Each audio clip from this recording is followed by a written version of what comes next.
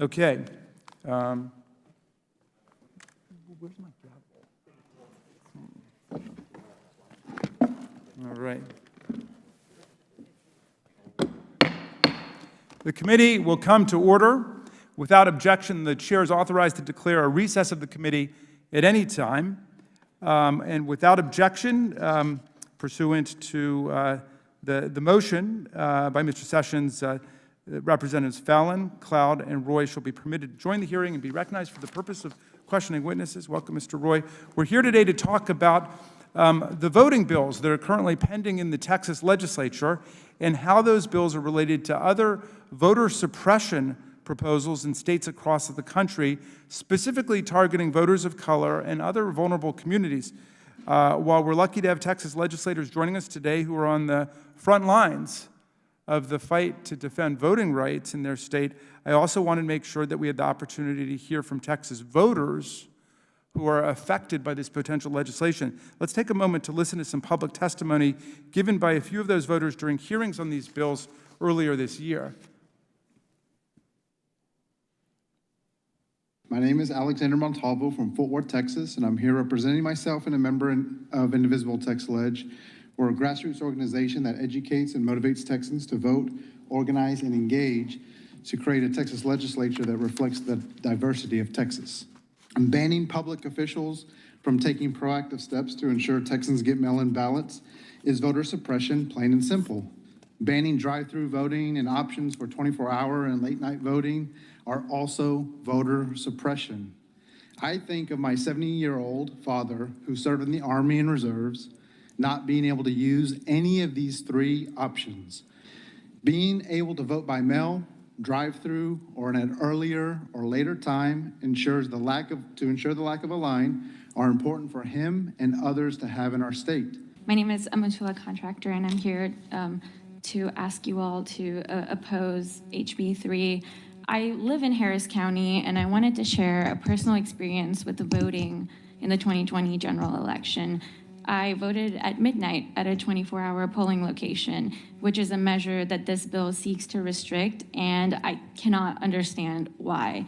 Throughout the entire process, I could not tell you one thing that was really different about voting at midnight versus voting in the day besides the color of the sky. While I was in line, I decided to strike up conversation with the folks waiting with me, and that's when it truly dawned on me how important accessibility was in voting. For the college students who are in class all day, for the shift workers who wake up at 4 a.m. but they want to do their civic duty before they head to work.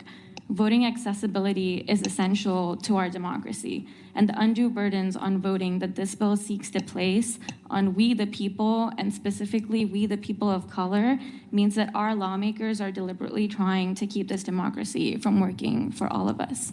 Elections are sacred. My right to vote is very sacred. And for me to be able to vote at 2 a.m. or 3 a.m. and to be able to exercise that right, for me, that time is very sacred. So that's a representative sample of hundreds of voters who have spoken up against the legislation in Texas. It is up to us now in Congress to listen to the cries for help that are coming from Texas and from other states, and to take action on comprehensive voting rights legislation in the House and in the Senate. I'll now recognize myself for an opening statement, then go to my friend, Mr. Sessions, for his opening statement. Good morning, and I want to thank our witnesses for being with us today on the occasion of this truly historic hearing. And we know it's taken a lot for you to get here, and we appreciate very much your being here and helping to educate Congress and the country about what's going on in Texas. Before we get into that, though, I want to take a moment, and I think it's not inappropriate, to mark the passing of a great voting rights hero and a great hero of mine, Bob Moses, who died on Sunday. And Bob Moses was a graduate student in mathematics and philosophy at Harvard in 1960, when he opened up the newspaper and he saw pictures of students sitting in from North Carolina AT&T at lunch counters in the South. And he said, those students look the way that I feel. And he knew that he had to go down south to participate in the civil rights movement. the struggle for people to be on a plane of equality as citizens. And when he got down to Mississippi, he thought he was going to be involved in a movement to try to desegregate the lunch counters and the restaurants. And he talked to a man down there named Amzie Moore, who was the head of the local NAACP, and he said, you know, we don't really need people sitting in the restaurants and lunch counters. And Bob Moses said, well, what do you need? And he said, well, when you look around, what do you see?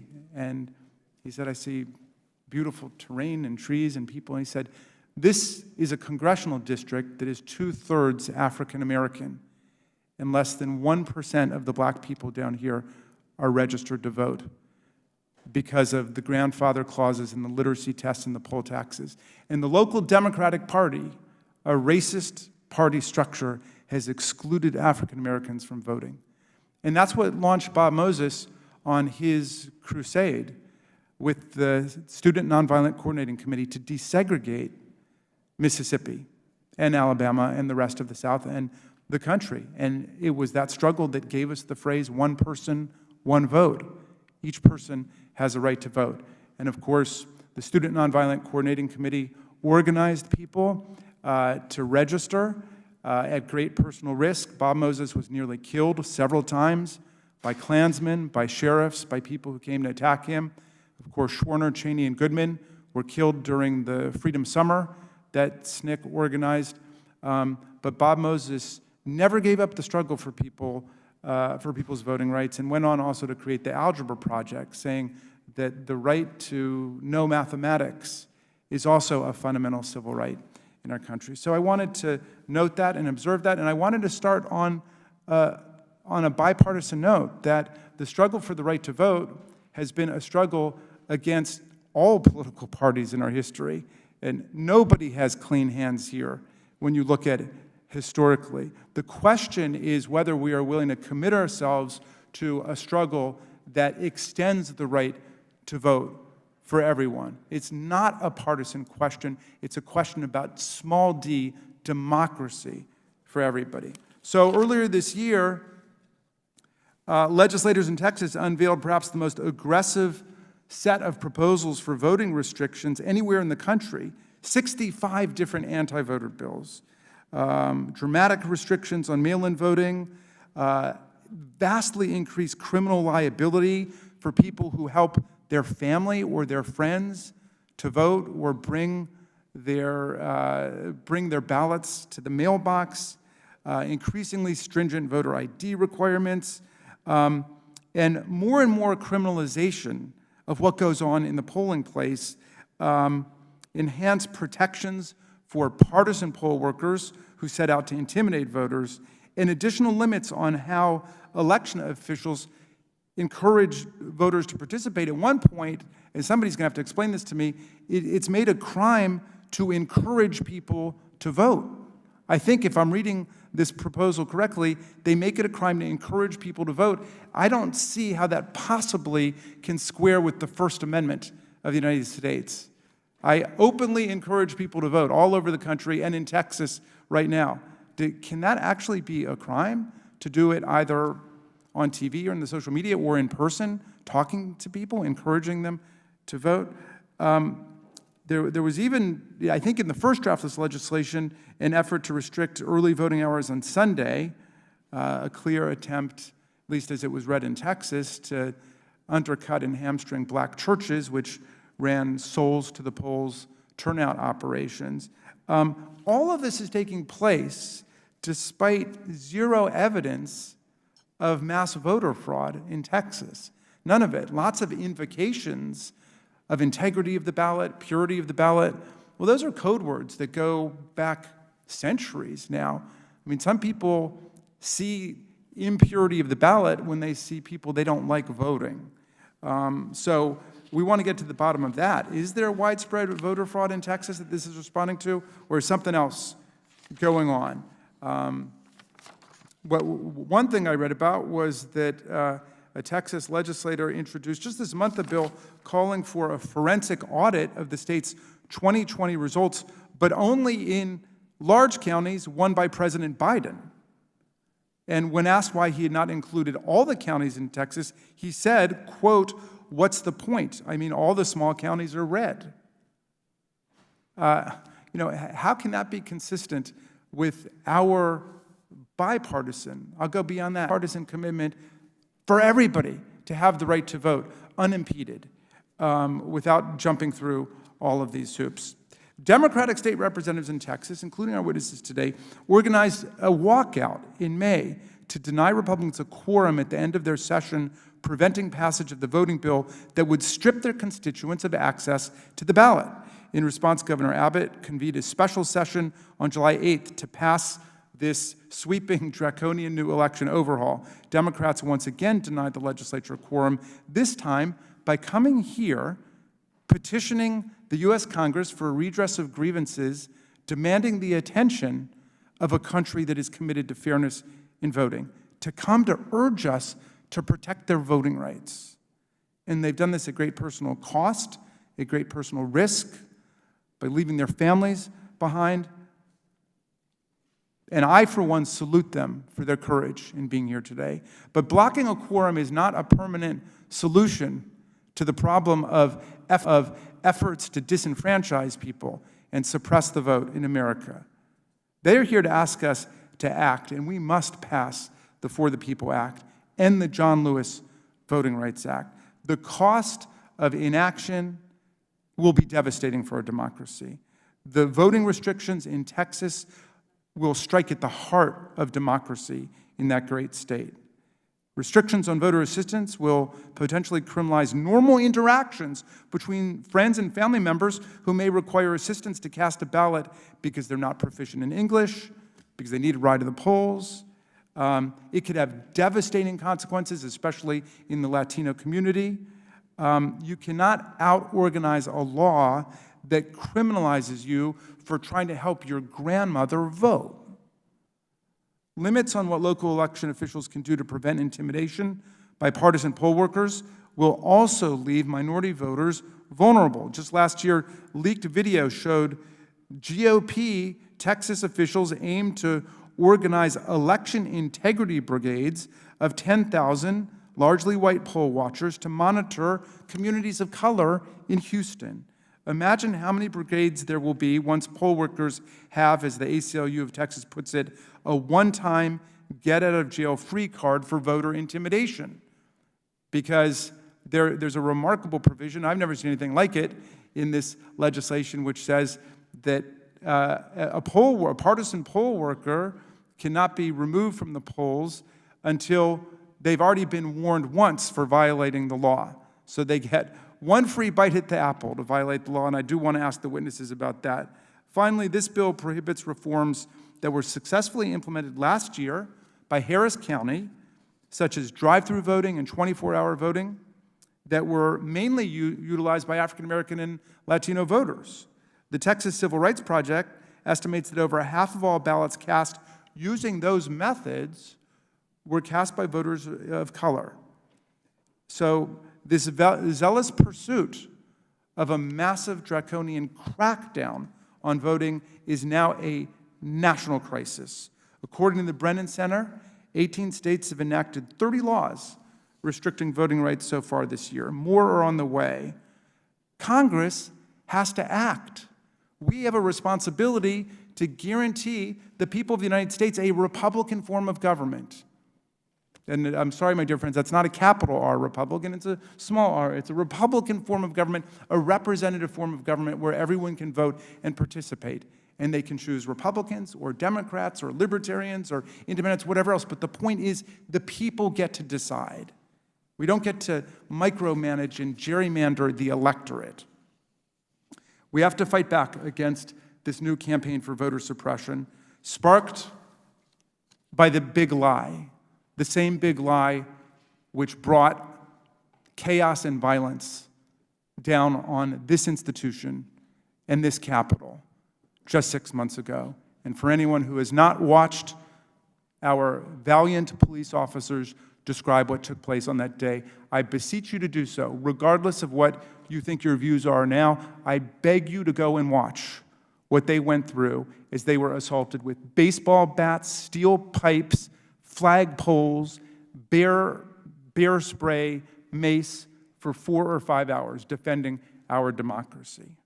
And all of that took place to so-called stop the steal in the name of the big lie, which is that President Biden did not actually defeat Donald Trump by more than 7 million votes, which he did. This wave of legislation, I think, grows out of that same poisonous soil of the big lie. The future of democracy is in our hands.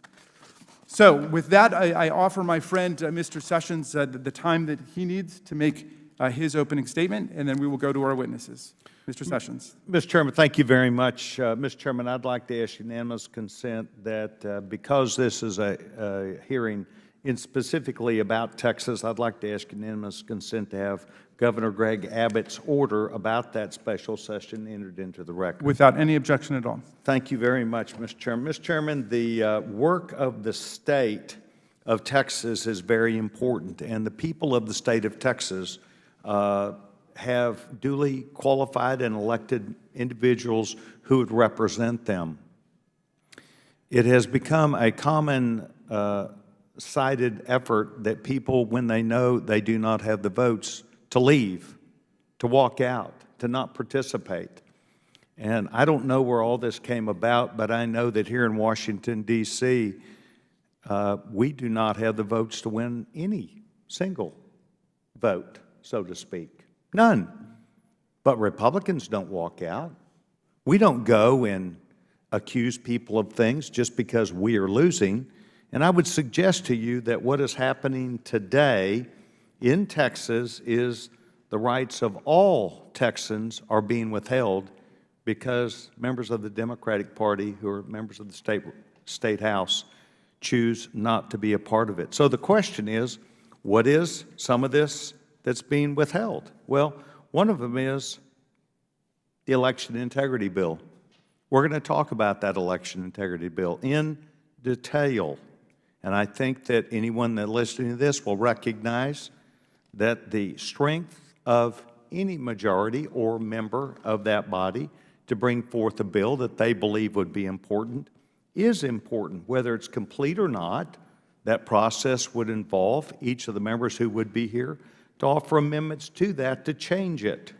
But members are still allowed to represent their particular constituents with what they do. Second, border security. As a result of President Biden's decision on January 20th to literally tell federal law enforcement officers that they will not enforce the laws, the border laws, the immigration laws, and the common sense laws of this country, has placed a tremendous burden, and it is an emergency in Texas. Over 1 million illegal immigrants have entered the United States. Record numbers of drugs are coming in the United States. And essentially, these federal officers that were there to protect the United States of America, not just our sovereignty, but to protect people who might live in my hometown of Waco, Texas, from drug cartels that are sending record levels of fentanyl, cocaine, and meth to our American cities and homes. Third, family violence education is now not moving forward in Texas. This is based upon their ability to provide appropriate and more education to middle and high school students about dating violence, domestic violence, and child abuse, to recognize that what is happening in this country is we have a crisis in our homes. One could say because of COVID, I say because of the changing times. And we need to use our schools to educate our students about these circumstances. Number three, youth sports. There is going to be a bill that is presented that disallows a student from competing in university interscholastic league athletic competitions designed for students of the opposite sex. I believe it's fair to have the debate and a vote and to see the different ideas that come forth about that opportunity where people of one sex would compete against another sex, person of that sex, that I believe is unfair to women. I think it's an anti-women circumstance that we're involved in. I had children. I competed when I was in high school, and it's unfair to have a 17-year-old boy compete against a 17-year-old girl in most sports. 13th check. This is legislation that the House has before it to give teachers a 13th check during the year, allowing teachers a chance to have not only more supplemental payments and benefits, but it's to allow them at a time when more money is available in the teacher retirement system, but it requires the legislature to act. Next, property tax relief. The proposal is to allow the legislature to provide appropriations from general fund to give property tax relief to all Texans. These are important issues that need to be done, the business of the people of the state of Texas. And today, in essence, we're allowing and coddling people who should be at work in the state of Texas, their constitutional duties, and yet we're treating them as hometown heroes in Washington, D.C. I believe that they need to have their constitutional duties performed and be back home. Now, Mr. Chairman, Texas has been a pioneer in passing early voting laws that began in 1988 in Texas. But I would say to you that Texas has used every 2 years for the legislature to be able to strengthen these laws and to provide feedback and to allow Texans the opportunity to vote. I would note that Texas allows 17 days more of early voting than Delaware, which is where our president is from. Texas allows each Texan 17 days more than the state of Delaware. These bills that will be talked about today keep the ability for disabled or elderly persons to vote curbside. That's important to me. I have a disabled son. Perhaps my son may or may not want to go inside. He can stay outside. It allows that. We need to also remember that these discussions are discussions open to amendment. These bills would make sure that voters have a right to cure their absentee ballots of mistakes. And they're given in these bills up to 6 days after the election to be able to cure a mistake if you had one. This is a far cry from Democrats' claim that the vote is being suppressed. It actually allows them an opportunity to figure out if they had done something wrong. That is common in both the Senate and the House bills. Transparency is necessary in elections, and this bill guarantees elections observers free from any political persuasion. We heard our chairman today lament that partisan poll workers would be discouraged. Let me repeat, he believes evidently that partisan poll workers should be involved in that process. We disagree in Texas. We think anyone that comes to vote should be free of partisan poll workers engaged in an election site. We believe that Texas Democrats understand these bills because many of the people and several of the people that are here today sought amendments to those amendments, and they were accepted in the bills and the processes that have gone on.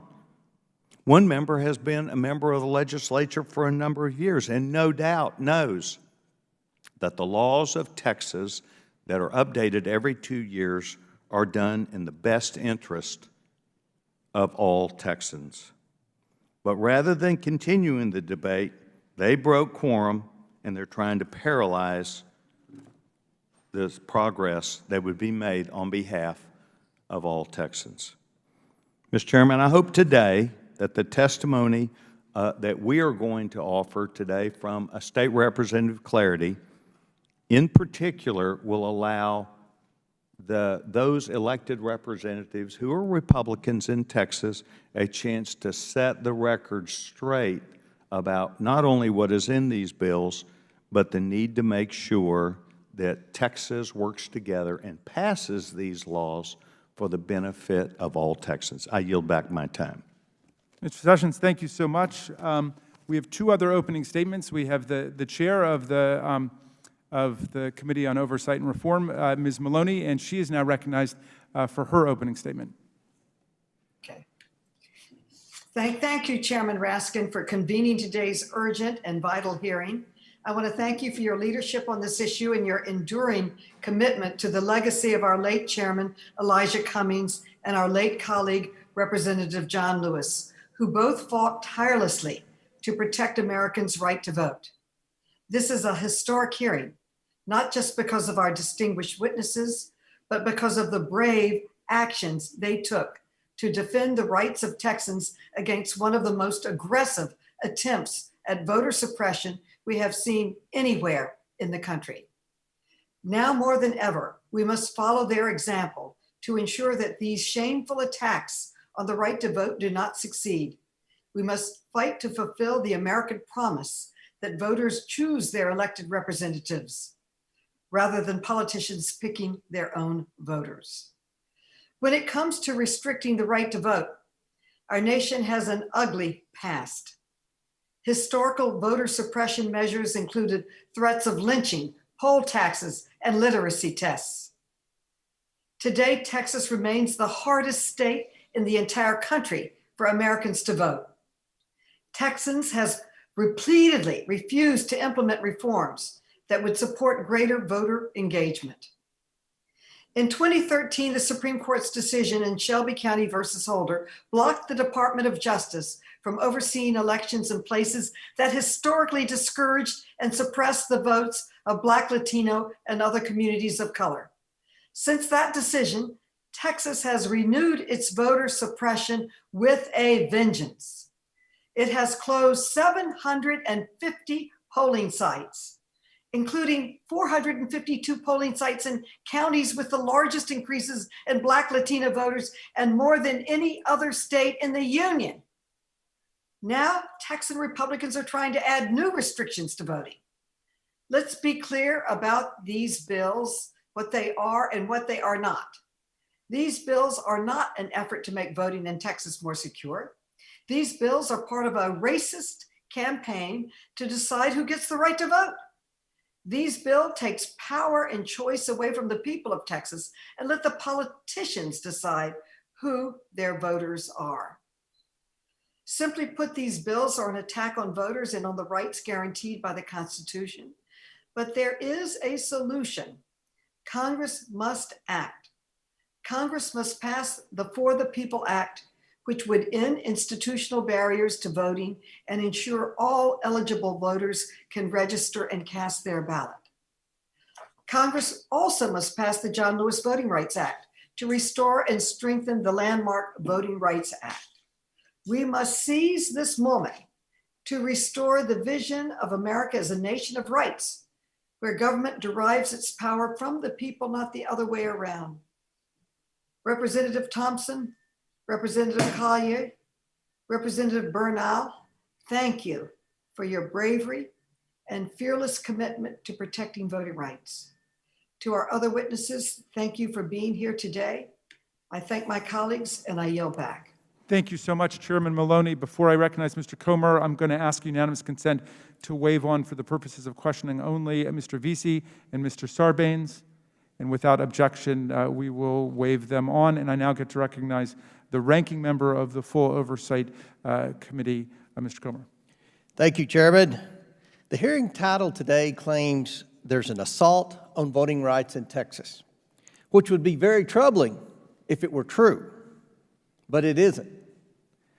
Your hearing title implies a big lie.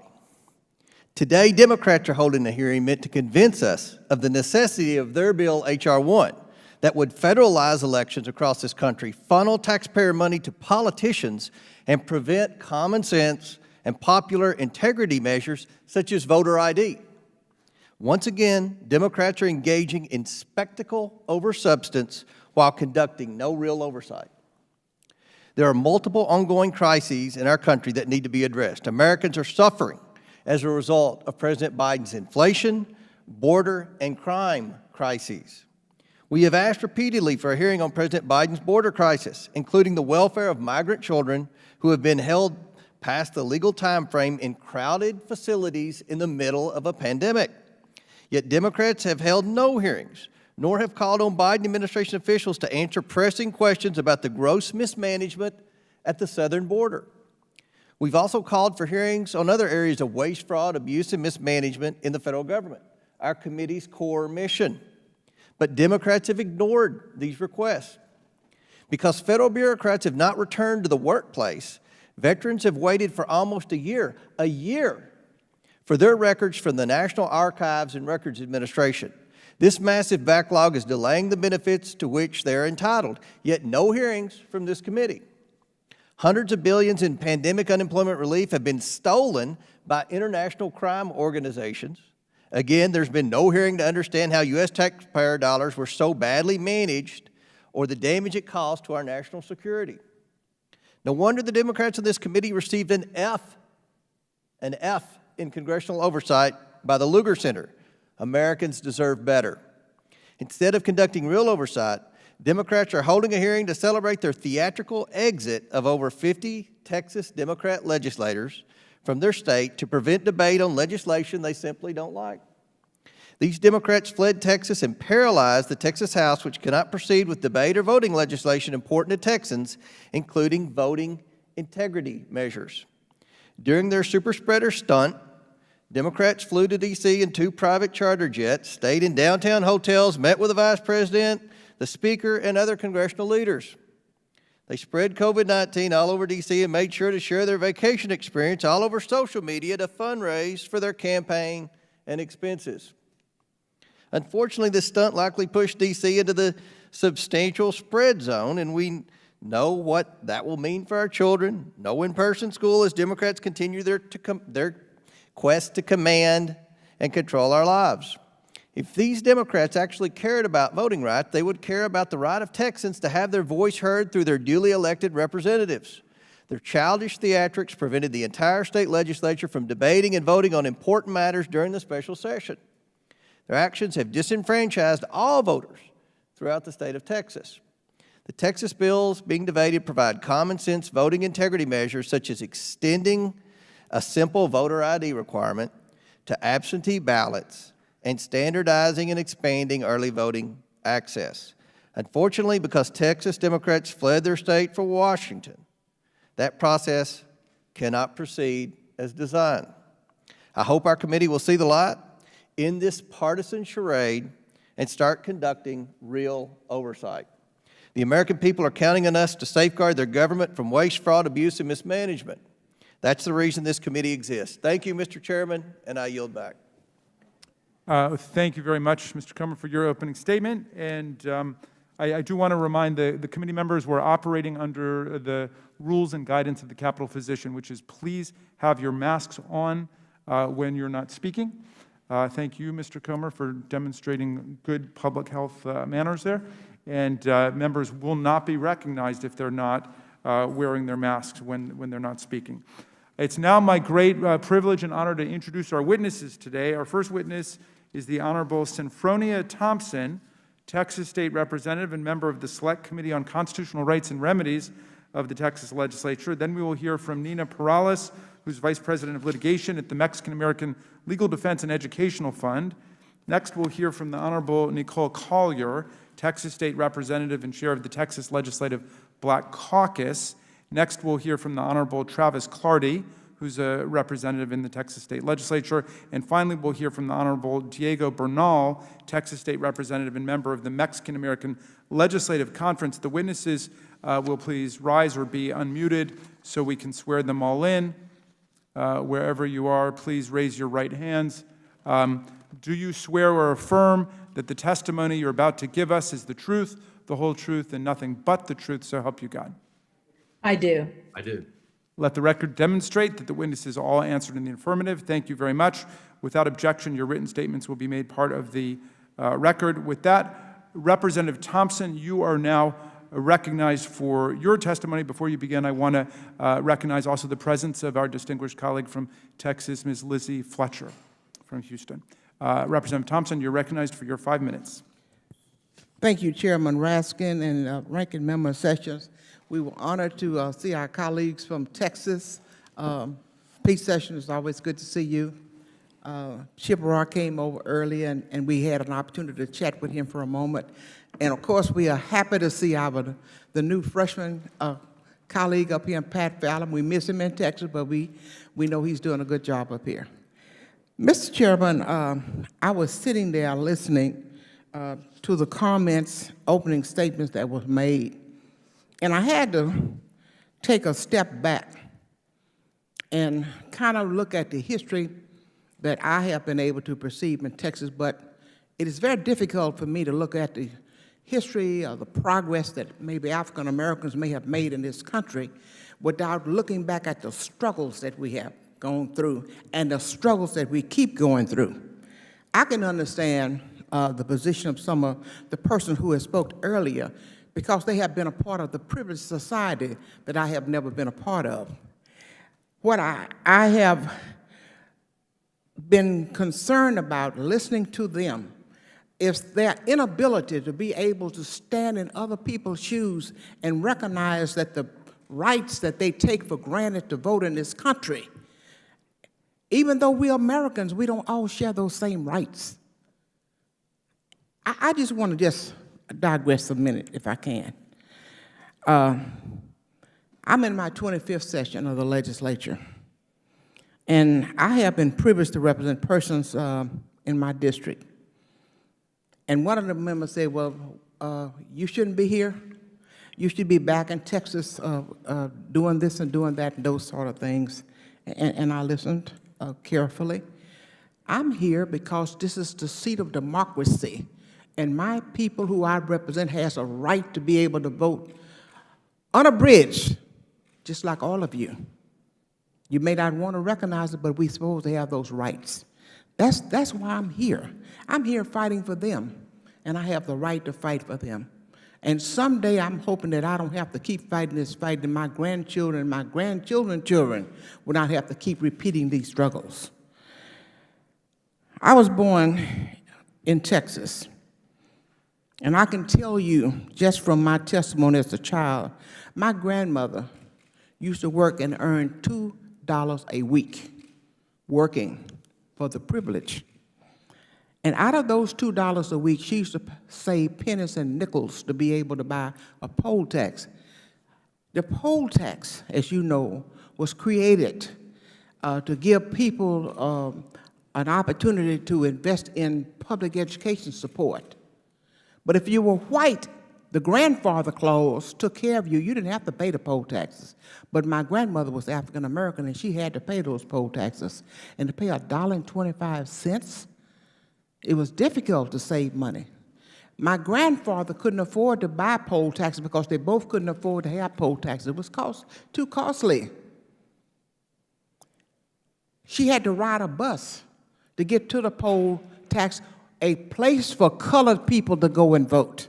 And it wasn't a short distance, and transportation was certainly not accessible as it is today.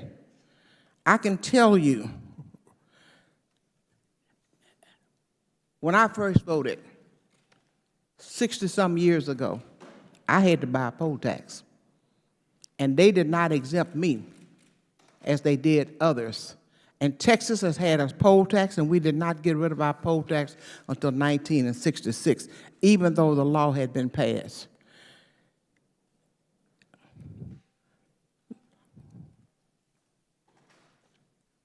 I could not vote. My grandmother could not vote in the primary, Chairman Raskin. And you want to know why? Because she was black, and primaries was for white only. And it was not until Smith versus Allred, a case in Texas tried and won by Thurgood Marshall, that gave African Americans a right to have a say in their primary democracy. We're not talking about just something that you can go to the store and use for a little while and toss aside because you've gotten tired of it. We're talking about something that makes and breaks this country when we're talking about the democracy to vote. You're damn right I left Texas, and I'm glad I did. And you know why, Pete, I left them? I left Texas to give my people a right to be able to vote without them being infringed upon.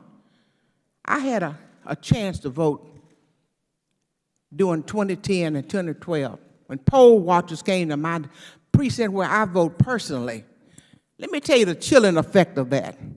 They had people, Chairman Raston, that looked like they was from the Proud Boys, walking, looking at you like you were in the wrong place. In a minority area, that has a chilling effect.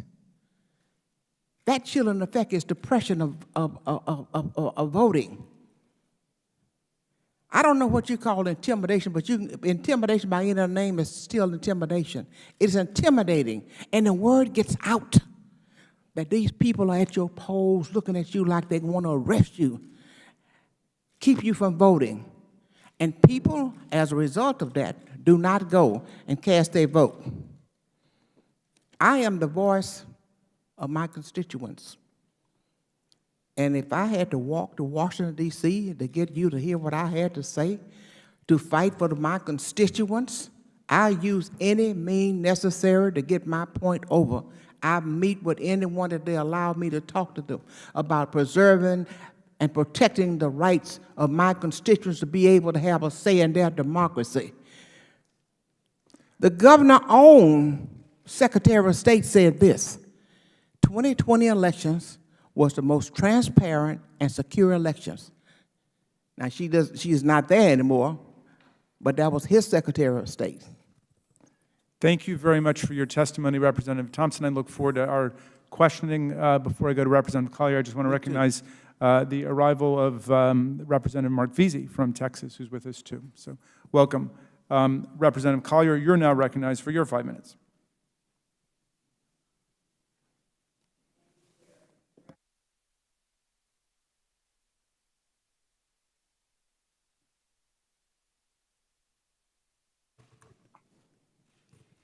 Thank you, Chair Raskin and members of the committee. It's an honor to be here before you to provide information and to share our story about what brought us here to Washington, D.C. My name is Nicole Collier. I currently am elected to serve House District 95 for the last 5 legislative sessions. I currently am also elected to chair the Texas Legislative Black Caucus, which was founded in 1973 with 8 members. Today, we have 19 members. We are a bipartisan, bicameral organization with the goal in mind of addressing the issues affecting African Americans. I want to go back to some of the things that were talked about, and some of you may be asking, why did we ring the alarm? Why are we raising the concern about what's going on in Texas? Well, it's not just happening in Texas. It's happening across our country. We have seen a concerted effort in various states to pass legislation that would limit access to the ballot. It would not expand access, it would reduce access. And what is happening in Texas is no different. You heard about the Republican-appointed Secretary of State who said that the 2020 elections were smooth and secure, and yet we still found ourselves facing legislation to address the elections. I want to also point out some of the things that I want to respond to some of the things that were mentioned. Of course, there are some other legislation that was put on the call from the governor, one of them being critical race theory, which would whitewash the historic systemic racism that has happened in our country. Also is limiting access to legal abortion. That is also on the call. And I would remind everyone that the 13th check, our teachers, retired teachers, have not had a cost of living raise in years. And the Democrats have always advocated for additional funding for our teachers, including the 13th check. In fact, that same bill passed through the Democratic committee quickly and died in the Republican-controlled calendars committee. So we have stood for our teachers all along. Another thing that I want to remind you is that there was mention of the walkout of the quorum. That is a procedural method, just like the filibuster is in the Senate. If they don't like a procedure, a policy that's being presented in the Senate, they filibuster. That is just part of the rules, and that is what we have come to see. But what happened in Texas was that we tried to work with our colleagues. We provided amendments. Ms. T, which is Representative Thompson, sat through more than 23 hours of testimony. 400 people came and spoke against this bill, and yet only 65 for it. All the amendments that were presented by our Democratic colleagues were declined on party lines. In fact, there was a vote immediately following the hearing to pass this bill. So there was no interest, there was no even attempt to work and compromise and collaborate with our colleagues on this. Our backs were against the wall. There was no more discussion. We saw the writing on the wall just like it was during the regular session. I was on the conference committee for Senate Bill 7 during the regular session, and it's no different than what we saw in this special session. The bills that were filed would do more harm than good. They would limit access to the polls. You talk about, I've heard people say that we are opposed to voter ID. Well, let me tell you, Texas has been found to violate the Voting Rights Act of 1965 every decade since its passage. We cannot outmobilize racist gerrymandering.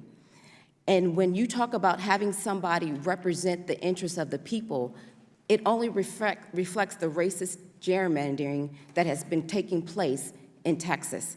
So we don't have people that represent the communities that they represent. We need to make sure that we have communities, they have to have the ability to represent, elect a candidate of their choice, someone that represents their values, and we're not doing that in Texas. I just want to talk about one of the provisions in the bill. Ms. T, and forgive me, say, for instance, she registered to vote 20 years ago. There's a provision in this bill that would require someone who is eligible to vote by mail to insert their last 4 digits of the driver's license or social security number or say they don't have one. Now, Ms. T may have registered 20 years ago. She may not remember which one she provided when she originally registered to vote. Under the provisions of this bill, if she put down the other number, even though it's the correct one, her ballot would be rejected. And there's no cure opportunity within this bill to cure her ballot, and she would not even know that her ballot had been rejected. So that's just one instance, and I welcome the opportunity to continue this conversation to provide additional information about why we sounded the alarm. Thank you, Representative Collier, for Mr. your Chairman? testimony. I'm sorry? Mr. Chairman? Yes. I would ask that you remind each of our witnesses that they have taken an oath to tell the truth. Subject to that, Texas had a COLA in 2013 for teachers. The gentlewoman has led us to believe there were no COLAs that were given, no updates. Okay, I And appreciate that is, Mr. Chairman, that is a direct lie before this committee. Okay. That is not truthful. Without And entering to the merits of that. well, we need to, because there's no reason to give your opening oath. Chairman, I'm sorry, I don't know what the procedure is. It's Congresswoman Tlaib, but that goes directly to her character. She should be able to respond to that. Okay, well, you know what I'd like to do? I want to continue with the witnesses. Obviously, there's some factual difference in point of view about a teacher COLA raise. I'm not quite sure how apposite it is to our hearing. So let's keep going, and we can come back, and we'll clarify that. I'm sure there was no ill intent on either Mr. Chairman, side. Yes. it's part of her testimony, and it was meant to mislead this committee. Okay, and I'm sure that there will be a clarification if there was any misstatement there. Why don't we go ahead and recognize Representative Clardy, who's now recognized for 5 minutes for his testimony. Thank you, Chairman Raskin and Ranking Member Sessions and members of the committee for the opportunity to speak about election integrity in Texas. For the record, my name is Travis Clardy, and I'm proud to represent House District 11, serving the people of Cherokee, Nacogdoches, and Rusk counties in the Texas House of Representatives. The right to vote by a secure private ballot is a fundamental right in this country that should be protected, and the laws protecting our vote should be debated honestly and vigorously. And that is exactly what we've endeavored to do in Texas for the last 8 months. While I am grateful for the invitation to be here, I believe this conversation is best suited for the Texas House floor in our state capitol in Austin, rather than a Washington, D.C. committee hearing room. However, I must take some exception to the premise of why we were invited to testify. To be sure, there is no assault on voting rights in Texas. But there is, in fact, a real danger posed to our democracy. Not the well-intentioned and reasoned provisions in HB 3 to better secure our election processes, but instead the growing threat of practices too long tolerated that deprive individuals of voting for the candidates of their choice and diluting the essential democratic concept of one person, one vote. Moreover, while I appreciate the hard work and effort trying to pass a one-size-fits-all federal omnibus election bill, I am reminded of that familiar Texas adage to be leery of those who pronounce they are with the federal government and they're here to help.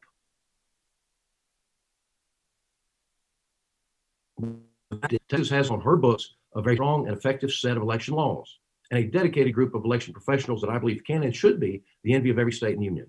This is most recently reflected in the outcome of this Tuesday's runoff election for Congressional District 6 and the victory of our Texas House colleague, Jake Ellzey. Once again, Texas enjoyed a safe, secure, timely, and well-run election in which we can all take pride with trust and confidence. But first, let me say this to my Democratic colleagues there with you today. It's time to come home. Enough is enough. You've had your fun. It's time to get back to work. You know as well as I do, this legislation has been negotiated in good faith and deserves your attention. House Bill 3, the reason we are here today, is a sound and tailored bill to improve existing law. And like every bill, it can get better through debate and deliberation. But unfortunately, until our colleagues decide to come home, that is not possible. In Texas, we allow everyone to submit amendments to be argued during floor debates. It's an inclusive process that has served us well and is available to all those who want to participate. Simply put, we should want to make it easier to vote and harder to cheat. House Bill 3 expands voting hours. It makes it possible for voters to correct mistakes on their mail-in ballots. It penalizes vote harvesting, and it extends identification requirements for mail-in ballots. In fact, it is such a good bill that the professional associations representing our election administrators and our county clerks around Texas testified favorably that with a few technical process changes, they would change their formal positions from neutral to actually supporting the bill, which we all should want. Now, I would like to address some of the misconceptions that have made their way around the national media concerning House Bill 3. First, House Bill 3 does not limit hours of voting. Actually, House Bill 3 expands voting time from current law of 7 to 7 to 6 a.m. to 10 p.m., an increase of 4 hours per day. Further, employers are required to allow employees to vote or face criminal sanctions. Secondly, House Bill 3 does not eliminate curbside voting. In Texas, curbside voting is allowed for disabled and other eligible voters, an accommodation that allows these citizens to drive to the polls and participate in person rather than mailing in their ballots, which remains an option. Thirdly, poll watchers cannot intimidate voters. This bill does not permit voter intimidation, and observers cannot watch a voter actually cast his or her ballot, nor can they film election activity. Election observers can be ejected from the polling place if they interfere in the election process or commit a breach of the peace or violation of law. Fourthly, House Bill 3 does not allow mail-in ballots to be thrown out automatically. Rather, for the very first time, it allows for the voters to cure their mistakes so all valid votes can be counted. Fifthly and finally, House Bill 3 does not impose unreasonable burdens on voter assistance. It simply expands current law regarding the required information and the assistance oath before aiding the voter. But folks, let's make no mistake about it. Illegal voting does occur in the state of Texas, and it cannot be excused. We must have zero tolerance when it comes to voter fraud. Confidence in our elections, like faith in our judiciary and trust in our law enforcement, is vital to the perpetuation of the American experiment, and it is our best and utmost assurance for the survival of our republic. This is the duty we all have to our constituents and the oath that we all took to our Constitution, to our nation, and to our state. I believe we are all up to the task. Thank you for the opportunity to be here today, and I look forward to answering any questions. Thank you. Thank you very much for your testimony, Representative Clardy. We come now to Nina Perales, who's the Vice President of Litigation at the Mexican American Legal Defense and Education Fund. Ms. Perales, you're recognized for 5 minutes. Thank you. Good morning. Thank you for the opportunity to testify today. Two bills currently pending in the Texas legislature, SB 1 and HB 3, seek to suppress minority voter participation and thwart the emergence of a more racially diverse Texas electorate. The Texas bills deprive Latino voters of lawful voter assistance. A significant number of Latino as well as Asian American voters rely on language assistance in the polling place from family members, friends, or neighbors. Article 6 of HB 3 requires voter assistors to swear under penalty of perjury that they will restrict their assistance to reading and marking the ballot. Article 5 of SB 1 requires the assister to swear that the assister did not encourage the voter to choose them. HB 3 and SB 1 both require the assistor to secure a statement of eligibility from the voter. These voter assistance restrictions violate the Federal Voting Rights Act, which guarantees voters the right to assistance beyond just reading and marking the ballot, and also does not require a voter to explain his or her need for assistance. The First Amendment to the U.S. Constitution and Section 208 of the Voting Rights Act guarantee individuals the right to encourage a voter to rely on them for assistance and guarantees voters the right to choose assistors who encourage them. In addition, these bills create new paperwork requirements of assistors that will slow down the voting process and increase wait times at polling places in predominantly Latino neighborhoods. None of these provisions are based on any evidence that voters who need assistance are involved in fraud.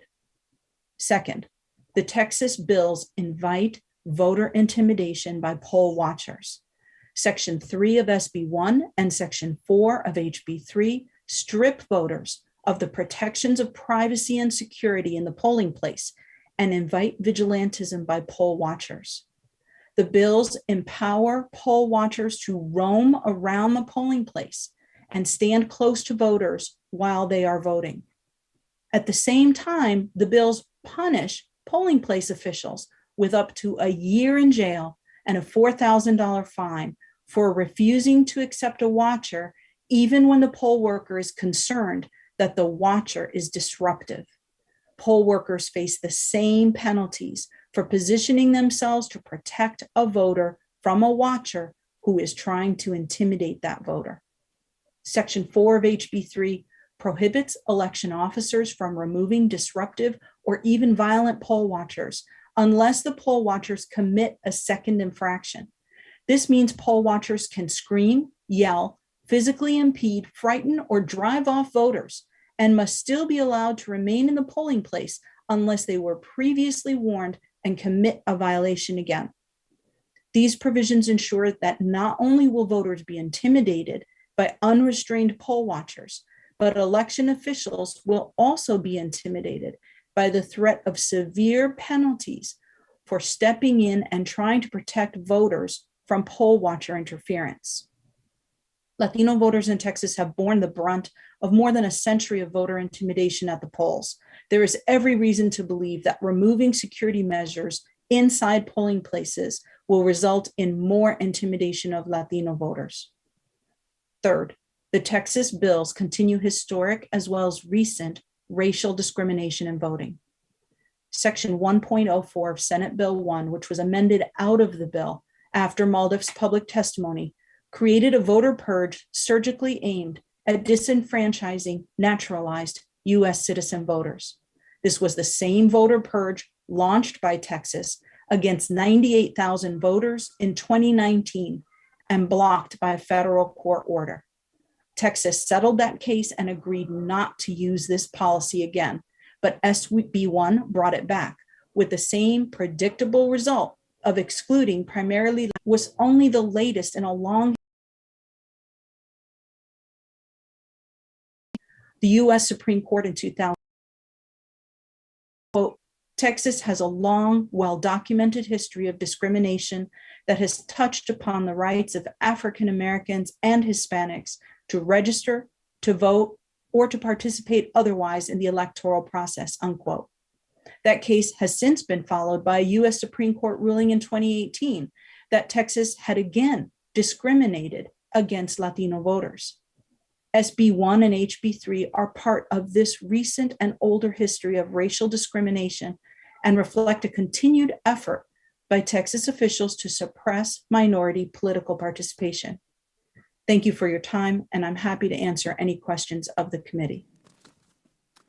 Thank you, Ms. Perales, for your testimony. And finally, we will hear from the Honorable Diego Bernal, who is, again, a representative and member of the Mexican-American Legislative Conference. Thank you, Chairman. Thank you for having us. The testimony of Representative Clardy and the testimony of Ms. Perales can't occupy the same space. And so what I thought I would do, the bill would affect a voter. Let's say we have a voter who, she has told me that that is the only reason why I'm helping her. I've known her for years. We've never had that conversation. I'm not sure if I'm about to perjure myself. I don't know if I'm about to commit a crime. And so some people will stay beyond this point, but some people will go. Let's say we get past that part of the oath. There's a third part of the oath that says that I must attest and affirm that I did not coerce or persuade her, and in the Senate version it says encourage her to choose me as her assistant. And at that moment, I recall the case would stop or come to a halt. And just using my hometown of San Antonio as an example, there are over 300 polling places. The largest shift at any given time of SAPD is about 150 officers who have other and arguably better things to do. What happens to us? Do we finish her casting her ballot? If we do, does she want to come back if that's the new environment? What's the word of mouth when we get home as that experience spreads like wildfire, bad chisme? That can't possibly be who we are. And this idea that this bill makes voting easier, in this instance, I don't see how. There are no cases of voter fraud relating to voter assistance. In fact, just to give you numbers and I'll wrap up. Please, you're over, so you can make your final point. There are 154 prosecutions of voter fraud in the past 17 years in Texas, out of 94 million votes cast. The likelihood of voter fraud in Texas is less than any one of us being struck by lightning. Thank you, Representative Bernal, for your excellent testimony. Our members have been very patient, so I'm going to hold off on my questioning and allow Mr. Mfume to go, and then we'll go directly to the ranking member. Thank you very much, Mr. Chair and members of the committee. Mr. Chairman, I want to thank you, as I have done privately, repeatedly, for holding this hearing and bringing us to this point. Your leadership on this is very, very important. And there is no real redundancy in talking about something so near and dear to the fabric of this society as is voting. I want to also thank the state legislators who've come here, those who are also on the Zoom with us electronically, for your participation, and if I might say also for your courage. This whole issue, Mr. Chairman, is an issue that there's been a lot of discussion about, but one of the things that's clear, and that is that unless we have real integrity in our system where everybody feels like their vote counts, we're never going to get to where we need to be. In fact, we will find ourselves repeating many of the problems and the issues of the past. Now, I don't want to be funny here, but this is almost like the old Yankee manager Yogi Berra once said, deja vu all over again. The issue of voter integrity, voter intimidation and the burdens that are put on voters is something that's revisited itself in a mean and ugly way. Now, years ago, between the 1890s and the 1960s, there were real efforts at voter intimidation and denial. It all started, as we know, with the good old grandfather clause that said even though you may be free, you cannot vote unless your grandfather voted. Well, your grandfather was a slave, so he couldn't vote, and therefore you couldn't vote. And when that became so obviously ugly and intimidating, states changed up and created things known as the literacy test, where throughout that period of time, up until 1965, in many states, you had to tell how many bubbles were in a bar of soap just to be deemed intelligent enough to go out and cast a vote. And when that came under further scrutiny, states changed it and said, okay, well, now you have to be able to recite the Constitution from beginning to end to be able to be qualified to vote. I just think that it is ludicrous for us to think that somehow now the things that we're facing, particularly in Texas and elsewhere, are not akin to the same laws that were put in place then with the same objective and the end result to suppress turnout and to, in many instances, deny the ability of all people to vote. Now, I know that these state legislators who are here have come here because they honestly and dearly believe in this concept of one person, one vote. So I was a little shocked earlier to hear accusations by some of my distinguished colleagues that the legislators from Texas ought to go back home and do what they were elected to do, like they were somehow abdicating their responsibility by, quote, denying a quorum. And yet, Mr. Chair, repeatedly in this committee and even on the floor of the House, there are attempts to deny a quorum because that's what you have the right to do. And you have the right to use every tool available as a legislator, whether you're in a city council, a state legislator, or in the Congress, to further your point. We do that all the time. So I think it's a little disparaging to suggest that these men and women are abdicating responsibilities when, in fact, they're using constitutional abilities and guidelines to do what they have to do. Mr. Chairman, I believe more than anything else that when we look at the disappearance of preclearance from the Voting Rights Act, when we look at all the problems that have started since then, we would not have been at this place had not the former president been declared the winner of the election in the state of Texas. That started an ugly ball rolling. And now all of a sudden, there are these efforts to, quote, protect voters and protect their rights that did not exist, were not talked about, and did not get voted into law previously. This is a new phenomenon in an old ball game, and it's a phenomenon that, quite frankly, cries out for us to pass the John Lewis Voting Rights Act and to pass H.R. 1, the For the People Act, so that we can put to rest once and for all these types of attempts.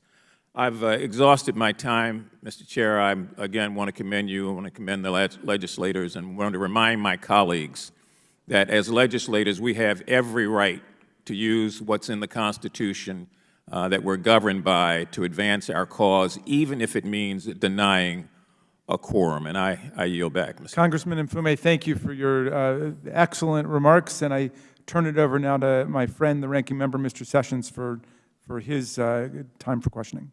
Thank you very much, Chairman. I'd like to engage perhaps Mr. Bernal or Mrs. Perales, please. Are ballots in Texas in the language that a person would need them to have? In other words, English, Spanish, Chinese, are they available? Yes, sir. So they're available in the language of people. That's not backwards. That's pretty important. I'd like to ask you, Mrs. Perales, you said that Texas really was had been held in discrimination since for a number of years, and implied that Texas was discriminatory in their practices. But isn't it true that pre-clearance was required, and certainly the Clinton and Obama Department of Justice scrutiny of the bills that every time would relate to the laws and the redistricting of Texas would be reviewed by pre-clearance of Democrat and Republican Department of Justices? Well, Representative, I'm not sure exactly what you're asking, but I will say that it depended on which president was in office at the time, but certainly doesn't subtract from the fact that when we brought these claims in federal court, and both of the cases that I mentioned were claims successfully brought by MALDEF, my organization, the U.S. Supreme Court held.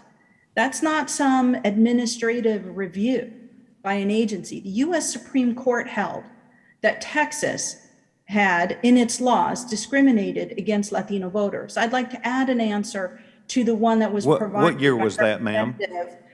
Oh, well, the cases that I mentioned in my testimony, 2006 in a case I argued before the U.S. Supreme Court, and also in 2018 on a claim that MALDEF brought related to racial gerrymandering successfully against Latino voters in 2018.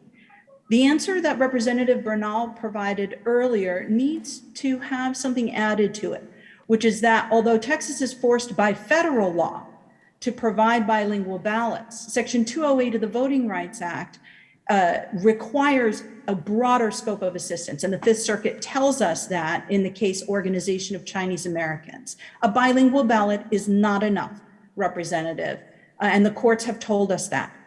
Voters who are limited English proficient have the right to take an assistor with them to help them navigate the polling place, interact with poll workers, read and understand. Thank you very much. Mr. Clarity, Mr. Clarity, can you please address that issue about what the bills that would be before us? I have a disabled son. I have been with him. He marked his own ballot, but I helped him. Could you please talk to us about what is before us with these bills related to what the gentlewoman speaks of? Sure.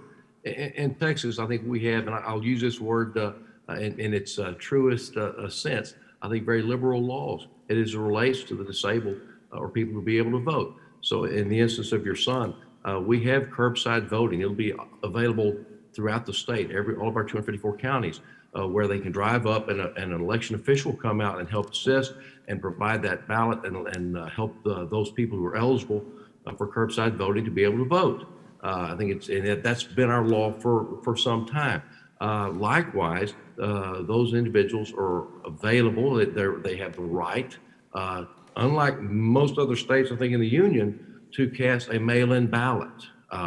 They register, they request the mail-in ballot, and it will come to them, and they can vote and have that returned. And if they choose to, they can actually bring it back in and have that ballot dropped. Thank you very much. Representative Clardy, are you aware of the social worker at a state assisted living center in Limestone County, Texas, where this person has been charged with 134 felony counts of acting as an agent of election fraud by putting in applications and forging signatures?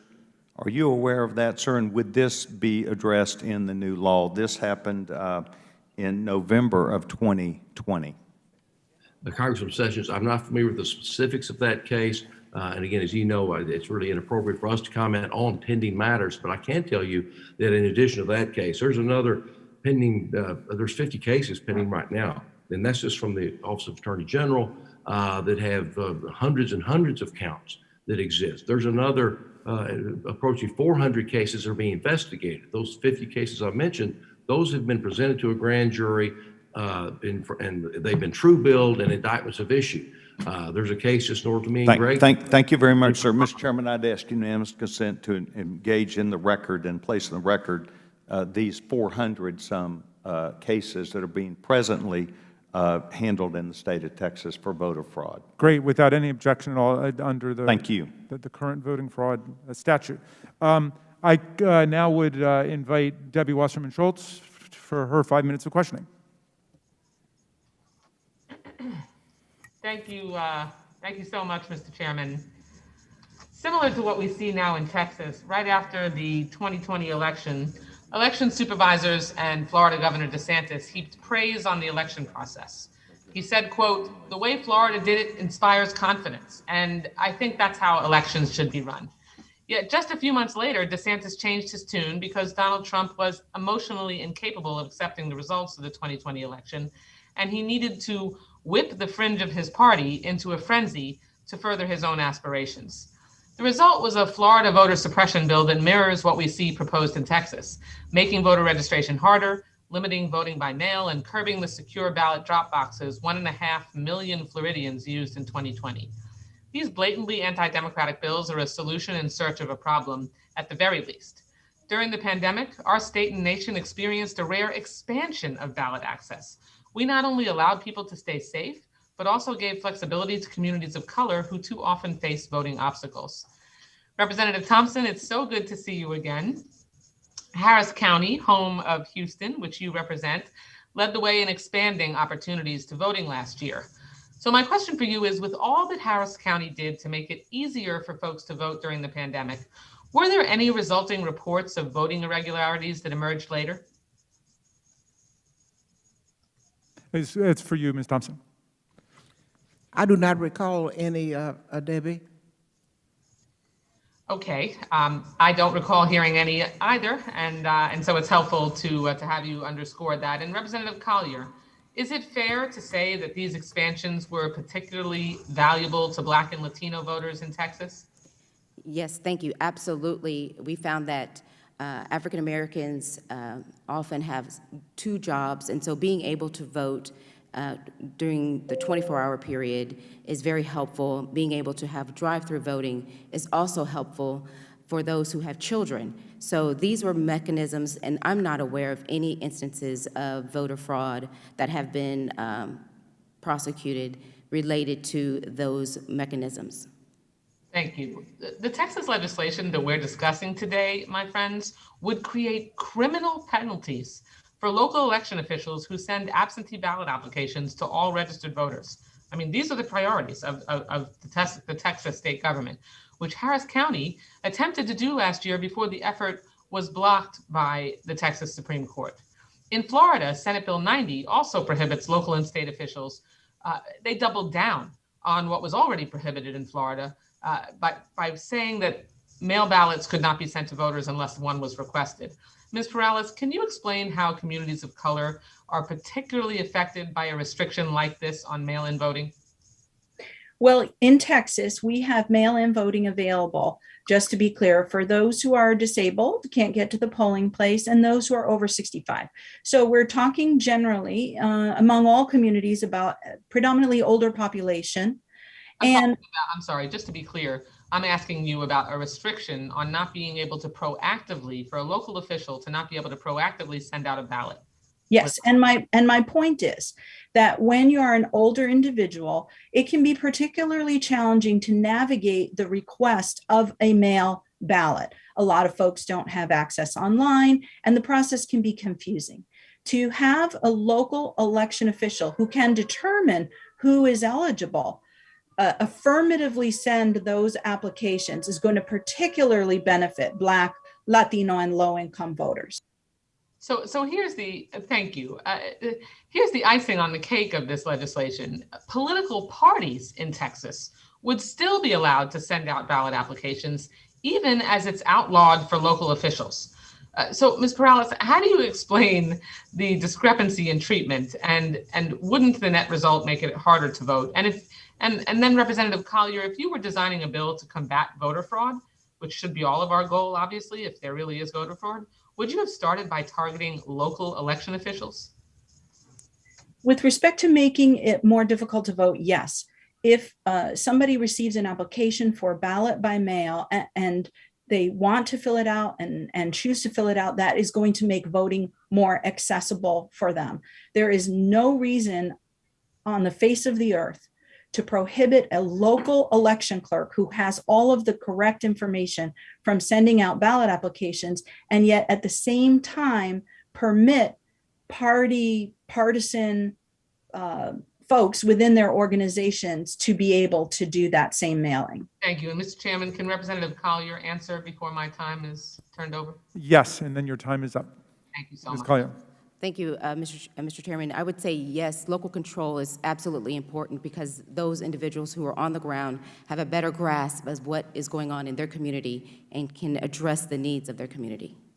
I appreciate it. I yield back the balance of the time. I thank the gentlelady, and I now recognize Representative Nancy Mace for her 5 minutes of questioning.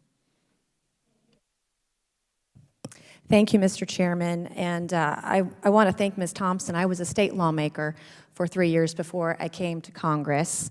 I represent the 1st Congressional District of South Carolina, and South Carolina has had its own history, very bad history with Black South Carolinians, Black and Brown and African Americans. I recently took a vote to move statues like Supreme Court Justice Taney, removing his bust out of the Capitol Rotunda because he wrote the Dred Scott opinion, the one that said that Black and Brown and African Americans could not become citizens of the United States of America.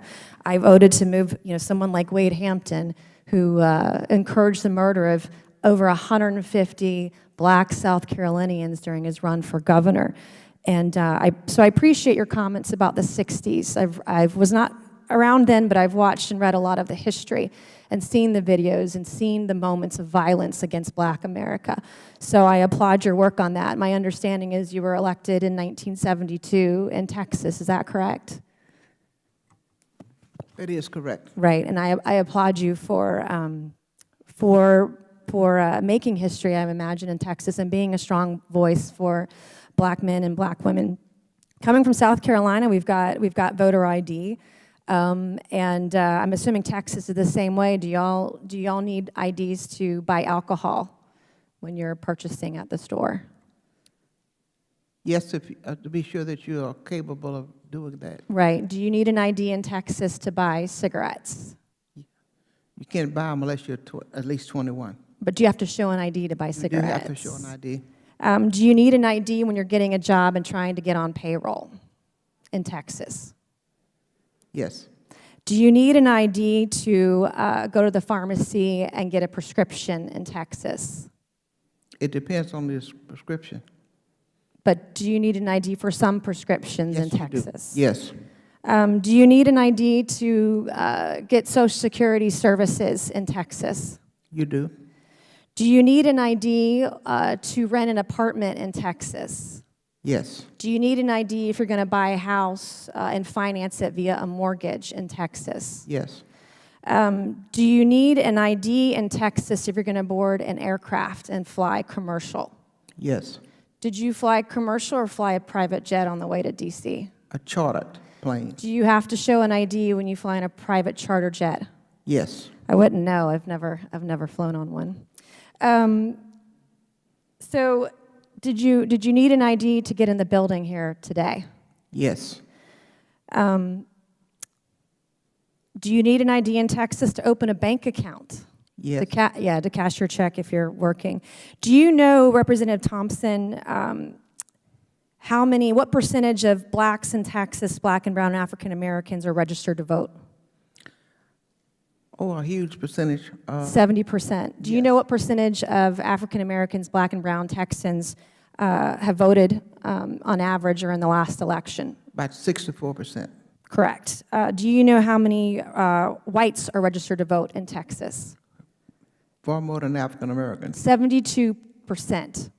You have 70% of Blacks in Texas who are registered to vote. You have 72% of whites in Texas who are registered to vote. Do you know the percentage of whites who turned out to vote in recent elections? I want to say over 50-some%. 65%. Yeah.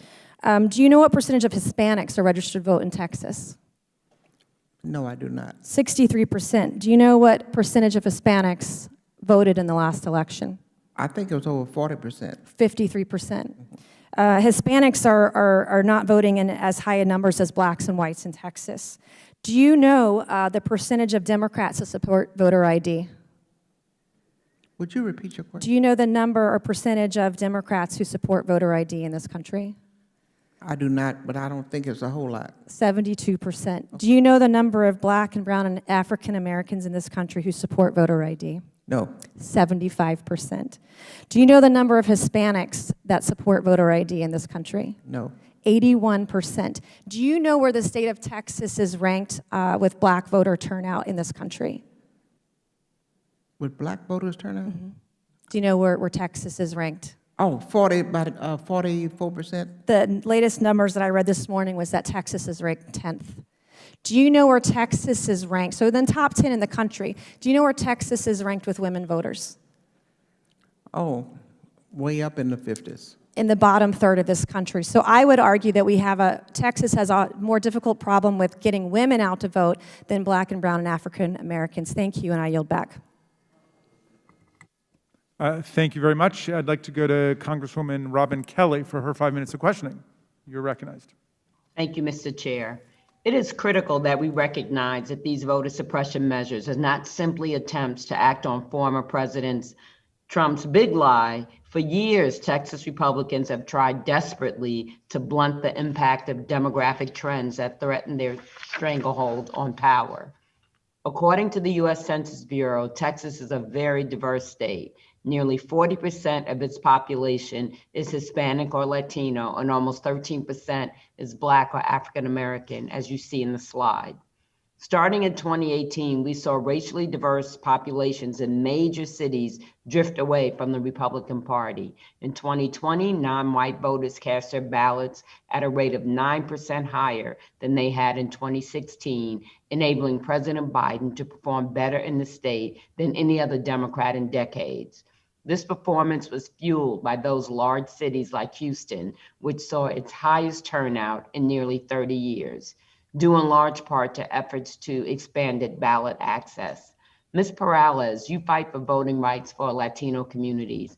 How do you think these demographic shifts in Texas electorate have influenced these restrictive voting measures? In our view, there's a direct connection between the diversification of the Texas electorate and these moves to restrict or tighten Texas election law. And the one example I will give you is that from 2014 to 2018, Latino voter turnout increased to such a degree that Latinos cast almost 1 million more votes statewide in Texas in 2018 when compared to 2014. Those types of shifts in the electorate are very challenging for those in power who think that Latinos will not support them.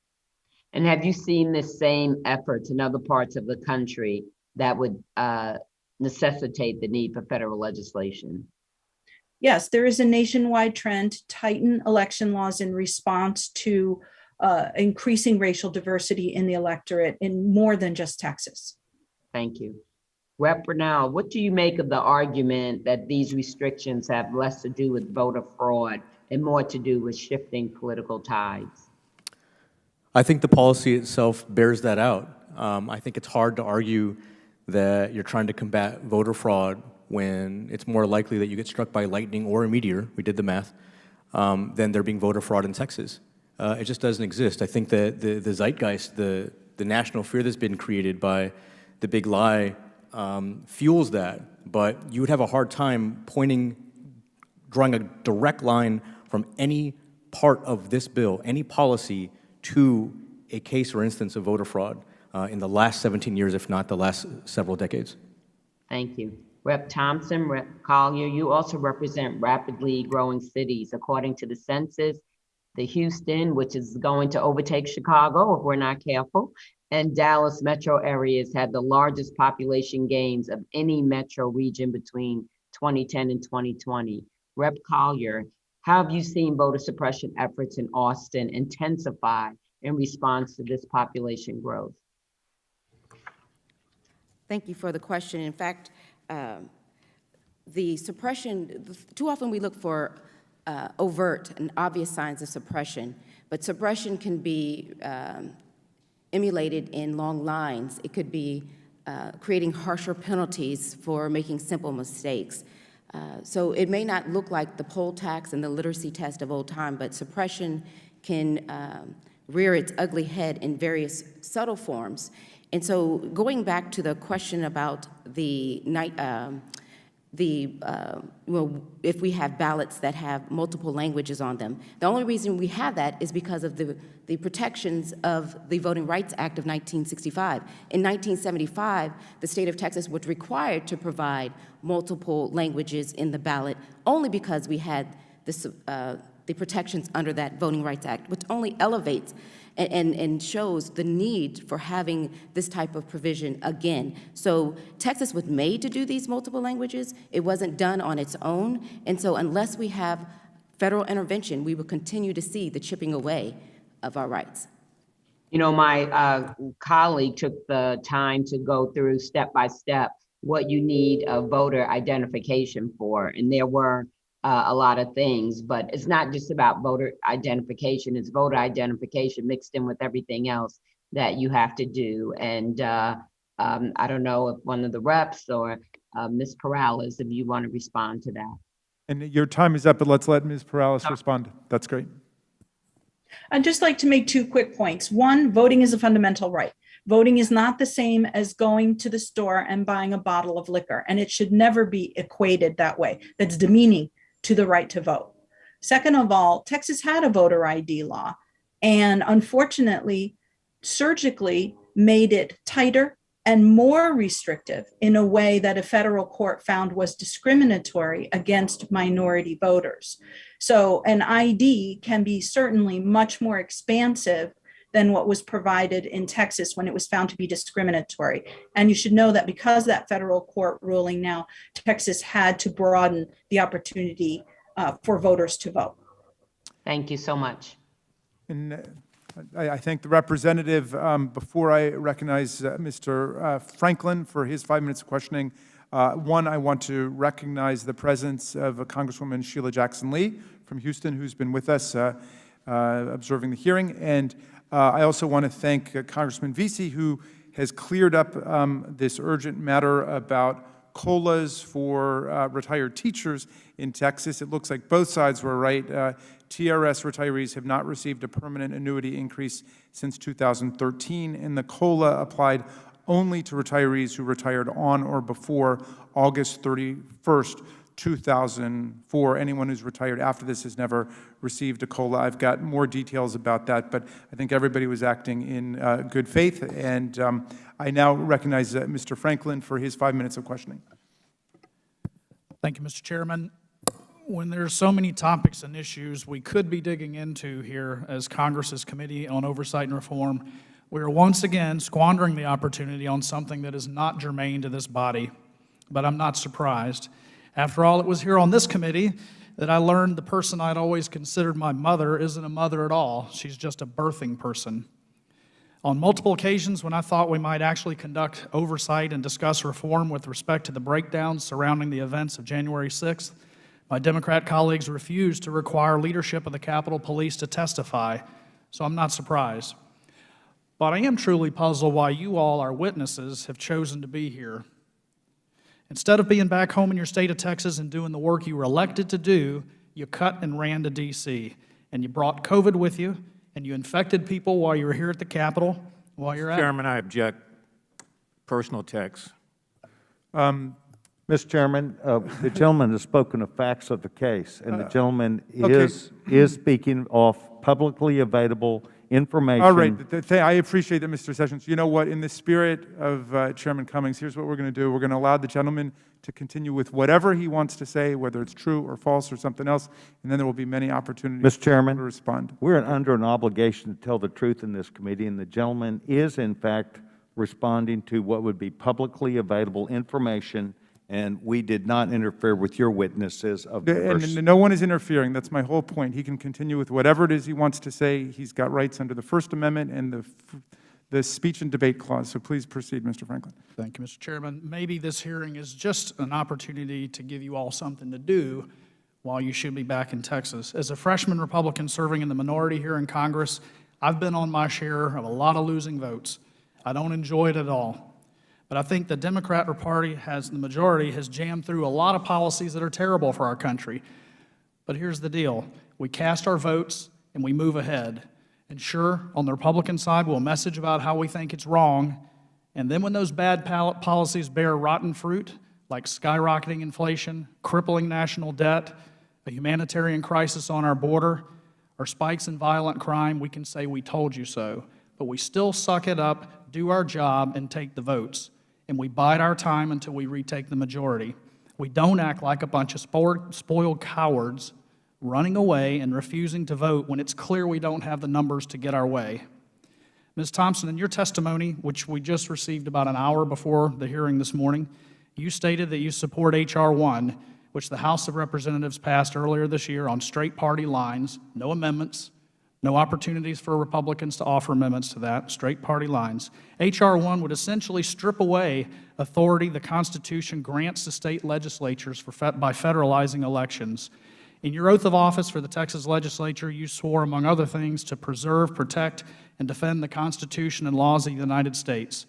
The framers of our Constitution wanted the authority for determining the manner of elections to rest with the state legislatures, not Congress, not appointed officials, not other elected officials, specifically and only the state legislatures. I can't fathom why you would want to cede power granted to your state back to the federal government. And I hope the good people of Texas are watching this and really understand what our witnesses are trying to do. They think the federal government knows better than you Texans how you should conduct your elections. The media and your liberal buddies try their darndest to paint you as heroes, but you're not. The truth is, when you sought office in the state legislature, you persuaded people in your districts that you were the ones who should represent their interest in the arena. You signed up for it, and Texans put their trust in you, and now you're failing them. Instead of being here, you should be getting on a plane at Reagan National and flying back to Texas in coach like the rest of us. And unlike the private jet you used to get here, they're going to make you wear a mask. I don't have any questions, Mr. Chairman, but with the balance of my time, I'd like to yield it to my colleague, Mr. Fallon. Thank you, Representative Franklin. You know, we're hearing so many things today that are either not true or the assertions are accompanied with absolutely no proof whatsoever. The chairman of this, not the subcommittee, but the chairman of the whole committee, said that Texas is the hardest state in the union to vote. All right, let's look at 2016 to 2020. Texas improved our turnout 8.8%. That was the 9th best out of 50 states in the country. So you can say whatever you want, doesn't make it true. Certainly that assertion wasn't true. The historical struggle for our African-American brothers and sisters to vote is real. That happened, and it's horrific. It's the largest and most horrible stain on our great country. We need free, honest, and open elections.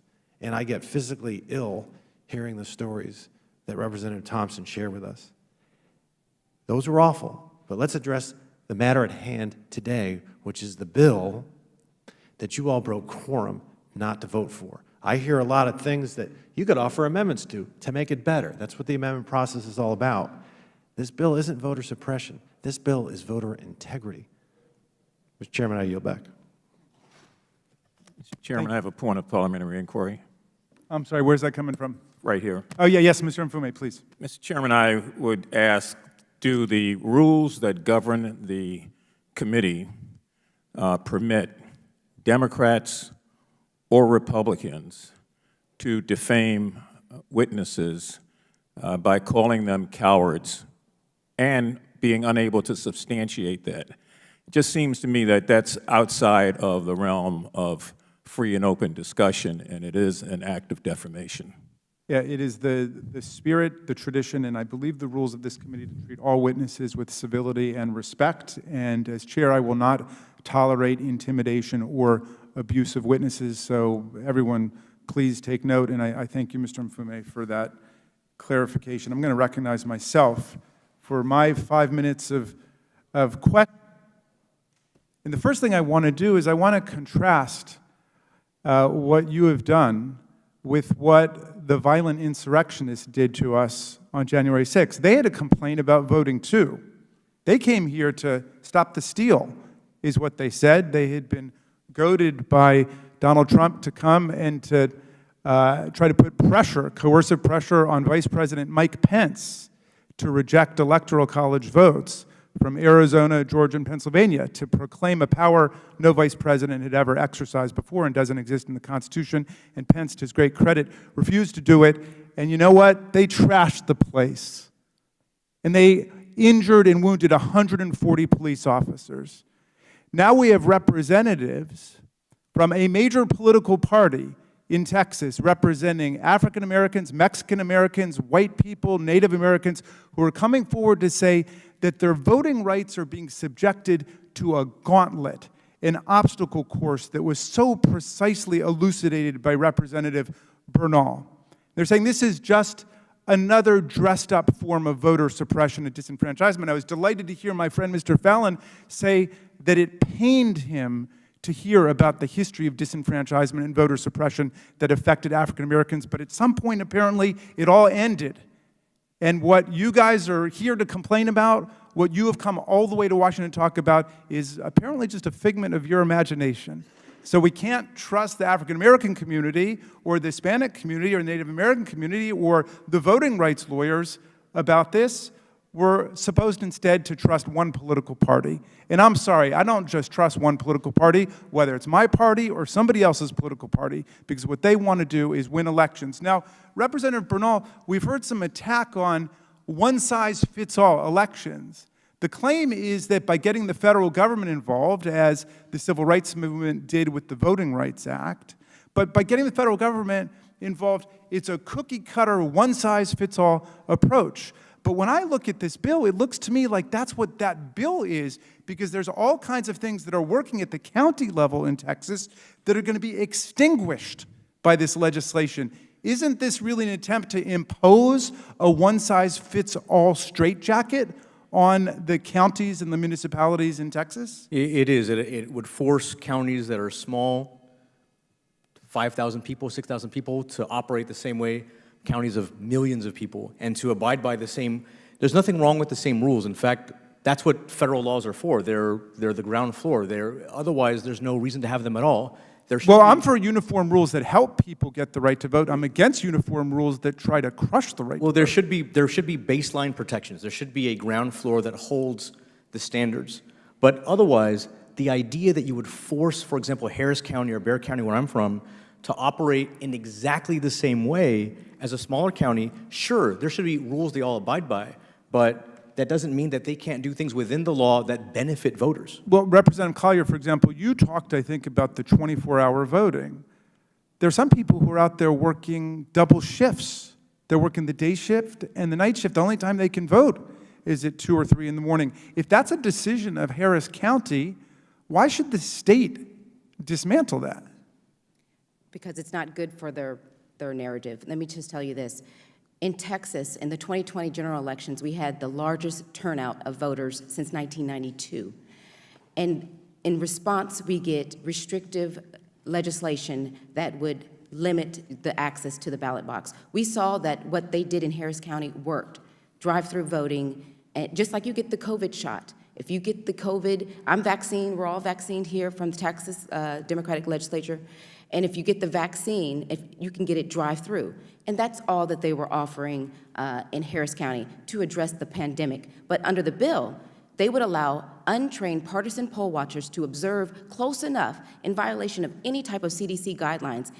And the governor has prohibited local officials from requiring masks. So that means that Delta variant that's going around would spread even easier under the election, coming up if we don't have precautions in place. Thank you. Ms. Perales, Representative Bernal and Representative Thompson talked us through this remarkable obstacle course that would be imposed under the Texas legislation, making it extremely difficult for people to navigate all the twists and turns of the current law without subjecting themselves to criminal liability or prosecution. Am I reading this correctly? It looks to me like it's a permission structure being put into place for bureaucratic extremism in areas where you've got official authorities that are resistant to people's right to vote, but then also empowering partisan actors to overcome officials when the officials are trying to protect people's right to vote.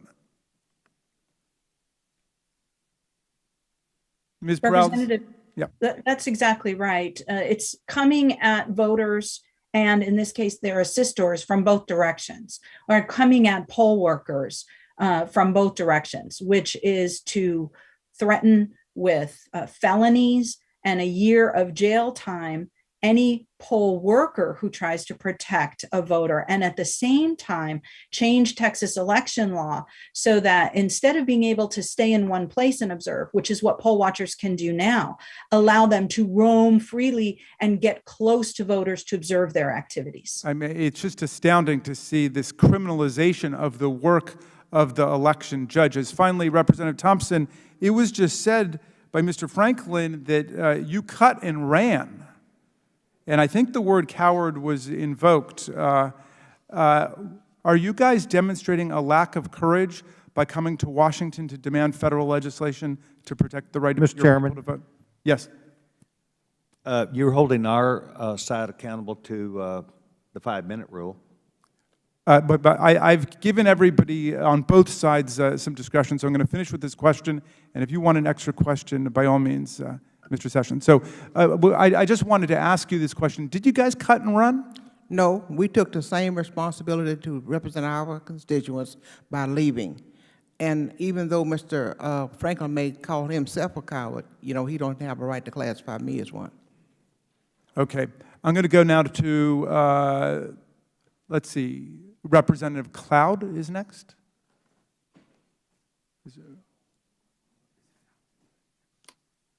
Oh, okay. Mr. Donalds, you're called on next, and you do understand the rule that we have to be wearing masks in committee when we're not speaking, according to the Capitol physician. You're recognized for your 5 minutes of questioning. I'll save the debate on the rule for another day. Thank you, Mr. Chairman. Witnesses, thanks for coming. I really appreciate it. Representative Thompson, you've been in the Texas legislature for a considerable amount of time, and I thank you for your service. I understand what it is to serve in the state legislature. I served in Florida's for the last 4 years before I came to Congress.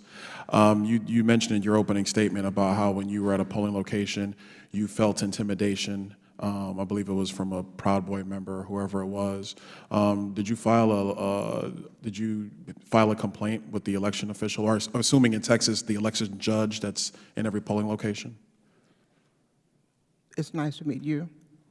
The person came behind me, and I turned and asked what they wanted.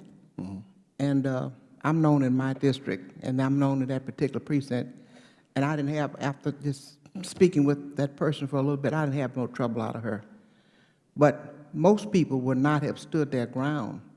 But my point is, I'm sorry, we're limited time, so that's why I would love to engage more. But my question is, understanding, your role as an elected leader in Texas, knowing the situation you encountered as an election leader, did you take it upon yourself to file a complaint with the election judge? I did not. And that person I think shortly left after we finished talking. Okay. My secondary question is there anything in this law, in the Texas law, which I have in front of me, I've been reading it during this committee hearing, is there anything in this law that would stop anybody from being able to file a complaint if they felt some form of intimidation from a poll watcher, excuse me? Congressman, you're a black like me. How many black people you know is going to be intimidated and go and file against some white person in the South? I mean, I'm just talking about you. I'm not going to be intimidated either. So I'm asking a question. About you too. No, what I'm saying is, I'm responding to your questions. Is there anything in the law that prohibits somebody from filing a complaint? We're talking about the law now. That's what we're talking about. It's nothing prohibiting them from it, but the mere fact of somebody of another ethnicity looking like the Proud Boys in their particular precinct is intimidating enough. Who's going to think about filing a complaint?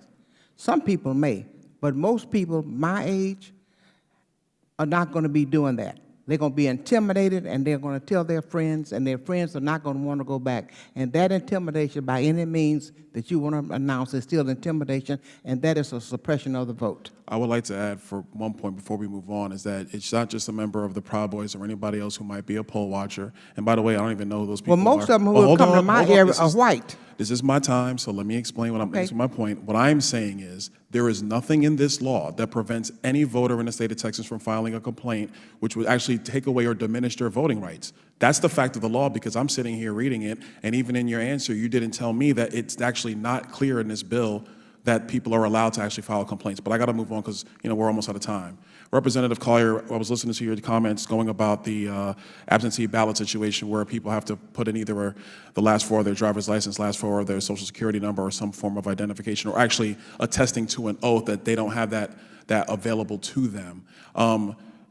Your statement said that basically their ballot would be kicked if the number they put on the ballot did not match what's actually at the supervisor of elections. But in reading the bill, that is not clear.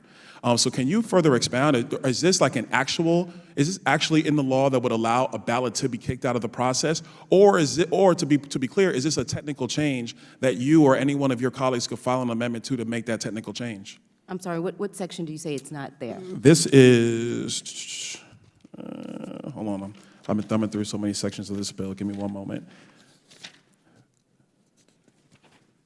Oh, Mr. Chair, this is not fair. I'm having to dig through a bill during my time. We got dead air. We'll be kind to you. All right, thank you, Mr. Chairman. I appreciate that. Assistance of voter.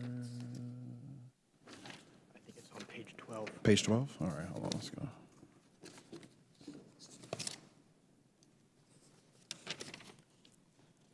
No, that's poll watchers. No, it's not that way. No, it's not that way. It's this way. I should have dog-eared this thing. My apologies, Mr. Chairman. Okay, page 17. This is Article 5, Section 5.02, starting with Section A, subsection 1, line 26, starting on page 16. From my pages, what I'm reading on. Are you on House Bill 3 or Senate Bill? I'm on House Bill number 3, ma'am. Okay. And so reading this bill, I'm looking at this, and there's nothing in this language that would kick your ballot out. So please explain, your rationale to the committee on this. Okay. It says an early voting ballot on page 16 must include, and it has these requirements on page 17. If it does not include, then it has not met the standard and the requirements under the law. But for clarification purposes, what's in here is that you either have to have the last four of your driver's license, the last four of your social security number, or you can actually make a statement that you've not been issued a number of anything in the first two sections. And if you do one of those three, your ballot is actually allowed to count under HB 3. Absolutely. So the concern, and we're not even raising the issue of voter ID, strict voter ID in Texas, because that has already been determined by the court. That has been resolved. The concern with this one is if I registered to vote 20 years ago, I was required to put down one of those identifications. I either put down my social security number or my driver's license number. All right, on this particular measure, it's saying that the person must put down the number that corresponds with the one that's on file with the election administration. Say, Representative Collier, the only reason why I'm sorry to cut you off, because this is actually important information, but I know I'm out of time. I'm over time. No, but this is an important discussion. So you're saying that if you put down your social security number, but you forgot you did it 15 or 20 years ago, and you put your driver's license number down, they will throw out your ballot without even telling you that you chose the wrong number? Is that right? That is what this bill does, because it's not clear that there's any cure opportunity. There's a cure opportunity for other provisions in the bill, but not for this particular provision. There's no way to cure if I put down, even though I put down the correct number, my driver's license number is correct, my social security number is correct, or whatever one, if it's not the same exact number that's on file, my ballot does not meet the standards and the requirements under this bill. Mr. Chairman. My ballot. But I'm sorry, but the time is Mr. Donald's, and I'm going to be generous, so take another moment if you would.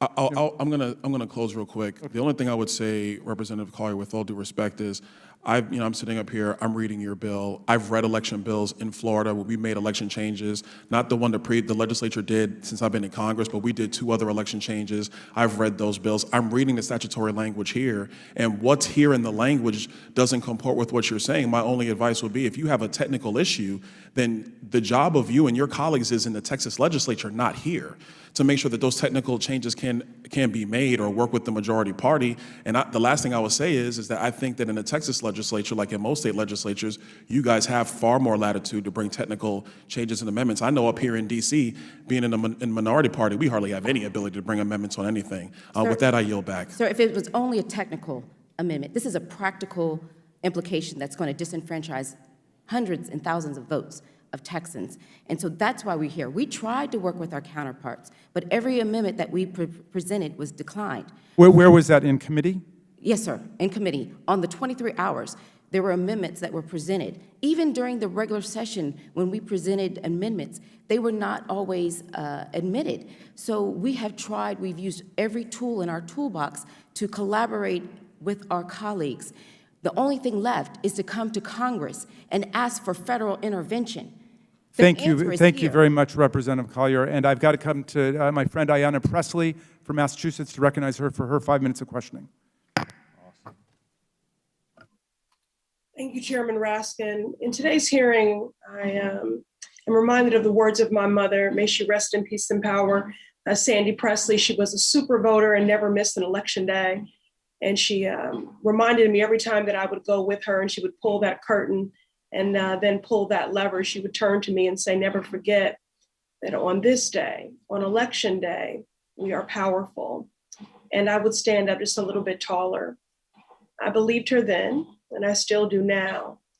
Republicans in the Texas state legislature are trying to take away that power. The voter suppression tactics they support are targeted and precise, with the aim of stripping power away from Black folks, Hispanic and Latinx, and voters with disabilities. This is the latest chapter in a long history of systemic, racist, and ableist disenfranchisement. By creating new and broad criminal penalties, Texas Republicans have adopted a strategy of blatant intimidation to suppress the vote.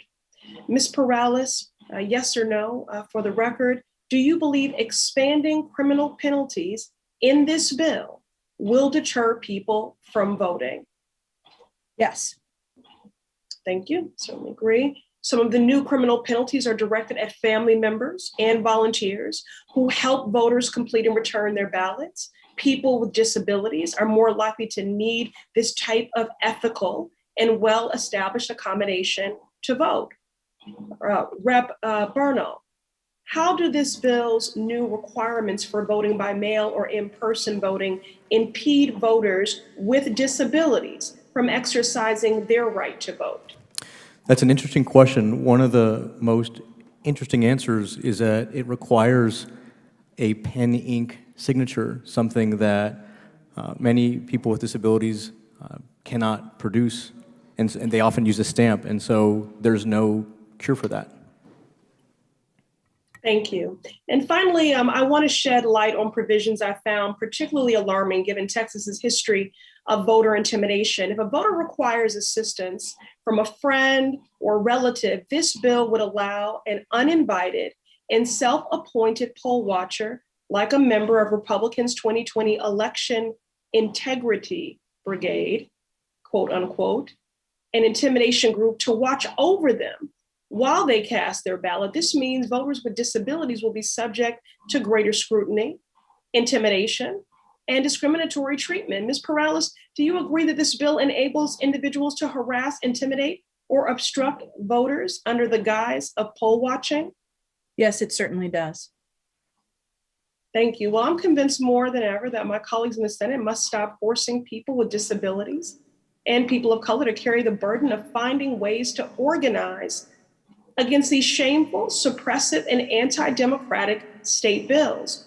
Instead, senators, especially those in my own party, need to remove these obstacles by abolishing the filibuster and passing the For the People Act and the John Lewis Voting Rights Act. This is an intersectional fight about disability justice, racial justice, and electoral justice, and we must win because the future of our democracy demands it. Thank you. I yield back. Mr. Chairman. Thank you, Ms. Presley. We now recognize Mr. Fallon. Is that? Mr. Chairman. Oh, yes.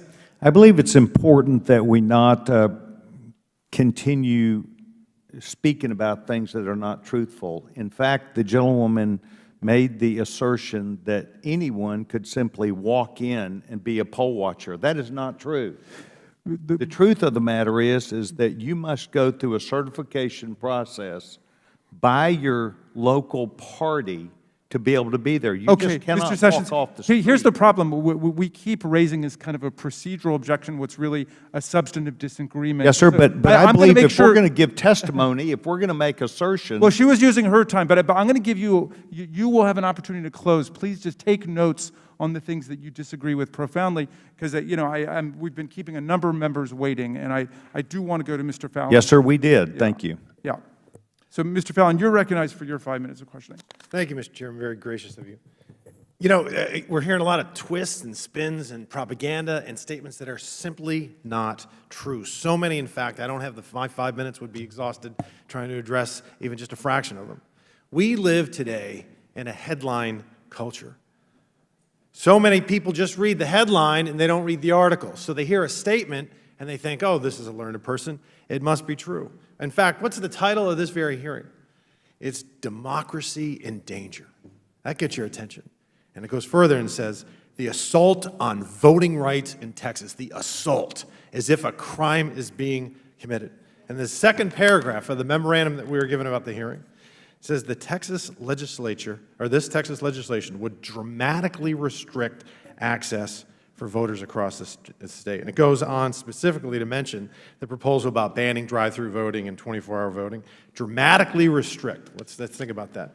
It fails to mention that of the 254 counties in Texas, 253 of them had none, zero drive-through or 24-hour voting. All of Texas, and there's 99% of us Texans did not utilize drive-through voting or the 24-hour voting. And that's not to say that the folks that did go and use the 24-hour voting after 7 and before 7 a.m., they could have voted. That's not to say they wouldn't have voted. They could have, just like we all did. I'm disheartened that 50 of my former Democratic colleagues abandoned our home state and came here to Washington, D.C. It's unfortunate that some, or more like, not the 3 here today, but more like carnival barkers than serious deliberative legislators. The phony arguments and baseless claims are hyperbolic in the extreme, completely disingenuous and patently untrue.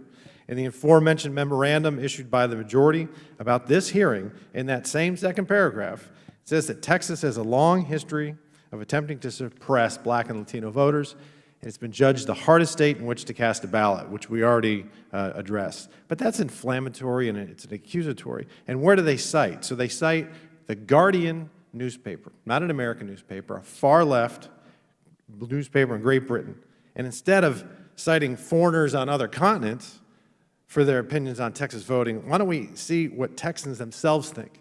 There was a poll done last week by RMG Research, and in Texas, they asked Texans, is it easy to vote in Texas, is it hard, or is it about right? 75% said it's easy or it's about right. Only 16% said it was hard. You break it down demographically, it was 79% to 14 amongst whites, 64 to 21 amongst African Americans, and 75 to 20 with Hispanics. So the results are in, and it's a landslide that the vast majority of Texans believe it's just about right or easy to vote.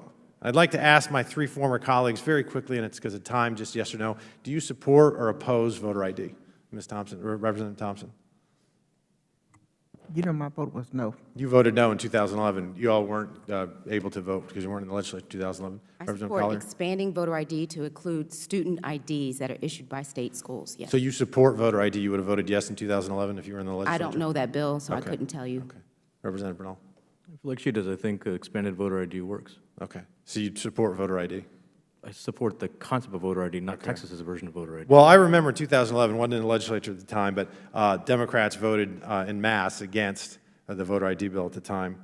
And that's completely out of step with Texans because Texans overwhelmingly support voter ID that we have in the books. 82% to 11. Again, breaking it down demographically, it's overwhelming. 84, 75, and 81% respectively support voter ID. Representative Thompson, you believe the current legislation being proposed in Texas has an adverse effect on turnout?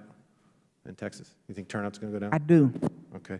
Again, in voter ID in 2011, there were the same concerns, and I remember hearing that it was, but they were all ill-placed or worse, fabricated, because from 2008, the last time we had an election, presidential election in Texas, that didn't have voter ID, to 2020, and the last one when we had it, turnout went up 39.25%. In our population did rise 19.7%, but it still outpaced 2-to-1. And it's the same doom and gloom that we're hearing now about this is going to affect voter turnout. So it's fair to say that the Democrats in our state were wrong then, and I'd argue that they're wrong now. Mr. Chair, I'm going to have to yield back because I'm out of time. Thank you. All right. Well, thank you for your reflections. And we go now to the chair of the full committee, Chairman Maloney, for her questioning. Thank you, Mr. Chairman. This hearing is not the first time that the Oversight Committee has investigated voter suppression efforts in Texas. In March 2019, my predecessor, Chairman Elijah Cummings, along with Chairman Raskin, launched an investigation into the state's failed attempt to purge nearly 100,000 voters from the Texas voter rolls. Texas threatened more than half of these voters with criminal prosecution. But it turned out that many of them were eligible voters.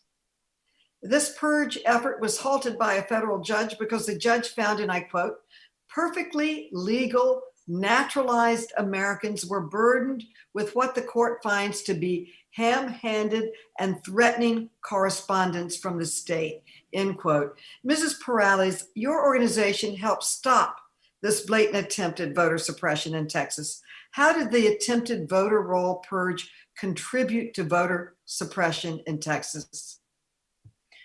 We did file suit on behalf of naturalized U.S. citizen voters who had received letters from their counties accusing them of being non-U.S. citizens and telling them that they had to prove up their U.S. citizenship, even though they were U.S. citizens. I had one client tell me that she never wanted to vote again. She was newly naturalized. She had proudly become a U.S. citizen and proudly registered to vote. And she was so afraid and so intimidated by that letter, thinking she had made some awful mistake, that she said she never wanted to vote again. And that was repeated around the state. Well, which communities, Ms. Perales, would have been most impacted by this action in your state? That Texas voter purge of 2019 was surgically designed to kick Asian American and Latino newly naturalized registered voters off the voter roll because of the way they put that list together, which had to do with people who formerly held green cards and were registered to vote today. That is disproportionately Latino and Asian American in Texas. Well, last year, Chairman Raskin and I released findings from this investigation, and the committee found new evidence that many U.S. citizens had been incorrectly told they were ineligible to vote, and that county officials in Texas raised serious concerns about the purge. And Representative Thompson, you have been outspoken about the history of voter suppression efforts in Texas. Mr. Thompson, how did these attempts to purge voter rolls play into the greater context of voter suppression in Texas? It had a chilling effect on persons who may wanted to vote because of what was happening. Well, the federal judge who halted the effort said, and I quote, Mrs. Thompson, the evidence has shown in a hearing before this court that there is no widespread voter fraud, end quote. Yet today, we are seeing the same falsehoods about voter fraud being pushed to support new voter suppression bills in Texas. Mrs. Perales, has there been any evidence of widespread voting by non-citizens in Texas in the 2020 election? Not in 2020 or at any other time. So the current Senate version of the Texas voter bill would require a monthly review of voter rolls for non-citizens. Mrs. Perales, how would a provision like this affect people? How would this threaten voting rights? You mentioned One of the people you talked to felt intimidated and scared and didn't want to vote again. What has been the impact of this? Well, fortunately, we were able to get Senate Bill 1 amended as a result of our testimony to make sure that that same group of people targeted in 2019 would not be targeted again. However, there is still a piece of this bill that requires, as you mentioned, these monthly checks for citizenship. The issue here is going to be if they employ loose matching, what you'll end up with is a US citizen, perhaps a young man who shares the same name as his father. And his father is not a US citizen, has been excused from jury duty for non-citizenship. This type of matching system, unless it's done perfectly, is going to vacuum up immediate relatives of non-US citizens in the Latino and Asian American community and force them to jump through additional hoops. Representative Bernal. And then, Madam Chair, please take this last question, and then your time's up. Okay. Yeah. Is there any legitimate justification for this proposal? No. Well, Mr. Chairman, let's not kid ourselves. Texas' supposed efforts to stop non-existent voter fraud are no more than a thinly veiled attempt to suppress Americans' right to vote, a right guaranteed in our Constitution. I yield back. Thank you, Madam Chair, and I now go to Mr. Roy from Texas for his 5 minutes of questioning. I thank the chairman, and I also thank the chairman for allowing me to wave on. Obviously, I was the ranking member and served with you in this last Congress, so I appreciate that very much. And it's good to see you back, and I should tell you that my friend Jennifer Lord, who's your constituent and a conservative Republican, is watching us today. So Excellent. Please be on your best behavior. I appreciate that, and great to see my colleagues from Texas, although I wish we were under slightly different circumstances. Obviously, I think that you guys should be in Austin, Texas, performing those duties. Let me ask you a couple quick questions here, and I'm just going to scatter these around. Just give me yes or no answers if you can. Representative Bernal, is Section 2 of the Voting Rights Act remaining full in effect? Excuse me? Is Section 2 of the Voting Rights Act remaining full in effect right now? Yes. Right. And are you aware, was it just Section 5 that was overturned in the Shelby County decision 8 years ago? Right. And that the reason that the body, that it was overturned was that this body failed to update the formula and was using 50-year-old data and a 50-year-old formula. Is that yes or no? Is that why it was overturned? That was among the reasons. So the Voting Rights Act remains in effect. The 1965 Voting Rights Act remains in effect. That provision, Section 5, is what was overturned because it was 50-year-old data. May I ask another question on this of each witness? Do you believe that Texas should have to submit to the Department of Justice for any changes that it makes in its voting laws or formulas? Yes. Ms. Collier, or Representative Collier? The historical nature of Texas Just yes or no, do you think would Texas's support election that. laws should have to submit to the Department of Justice for preclearance? Not only for that, for maps as well. And Representative Thompson, do you believe that they should have to submit to the Department of Justice for preclearance? Yes. So, for the record, the representatives from Texas believe that they should have to defer to Washington, defer to the federal government on what we should do for election laws in the state of Texas. Now, each of the three of you are aware that you are in fact violating Texas law by being here right now instead of being in Texas during the legislative session, and that it would be in order to arrest you were you in the state of Texas to get you back to the state house. We agree that those are the facts. Representative Bernal? I'm not sure those laws are constitutional. But is that the law in the state of Texas? We can argue the constitutionality. I don't think so. I think the law of the state of Texas is that you're supposed to be in session and that you're supposed to be there carrying out your constitutional duty. Do you support H.R. 1, the federal law that was passed here in the House of Representatives? Representative Bernal? Yes. Representative Collier?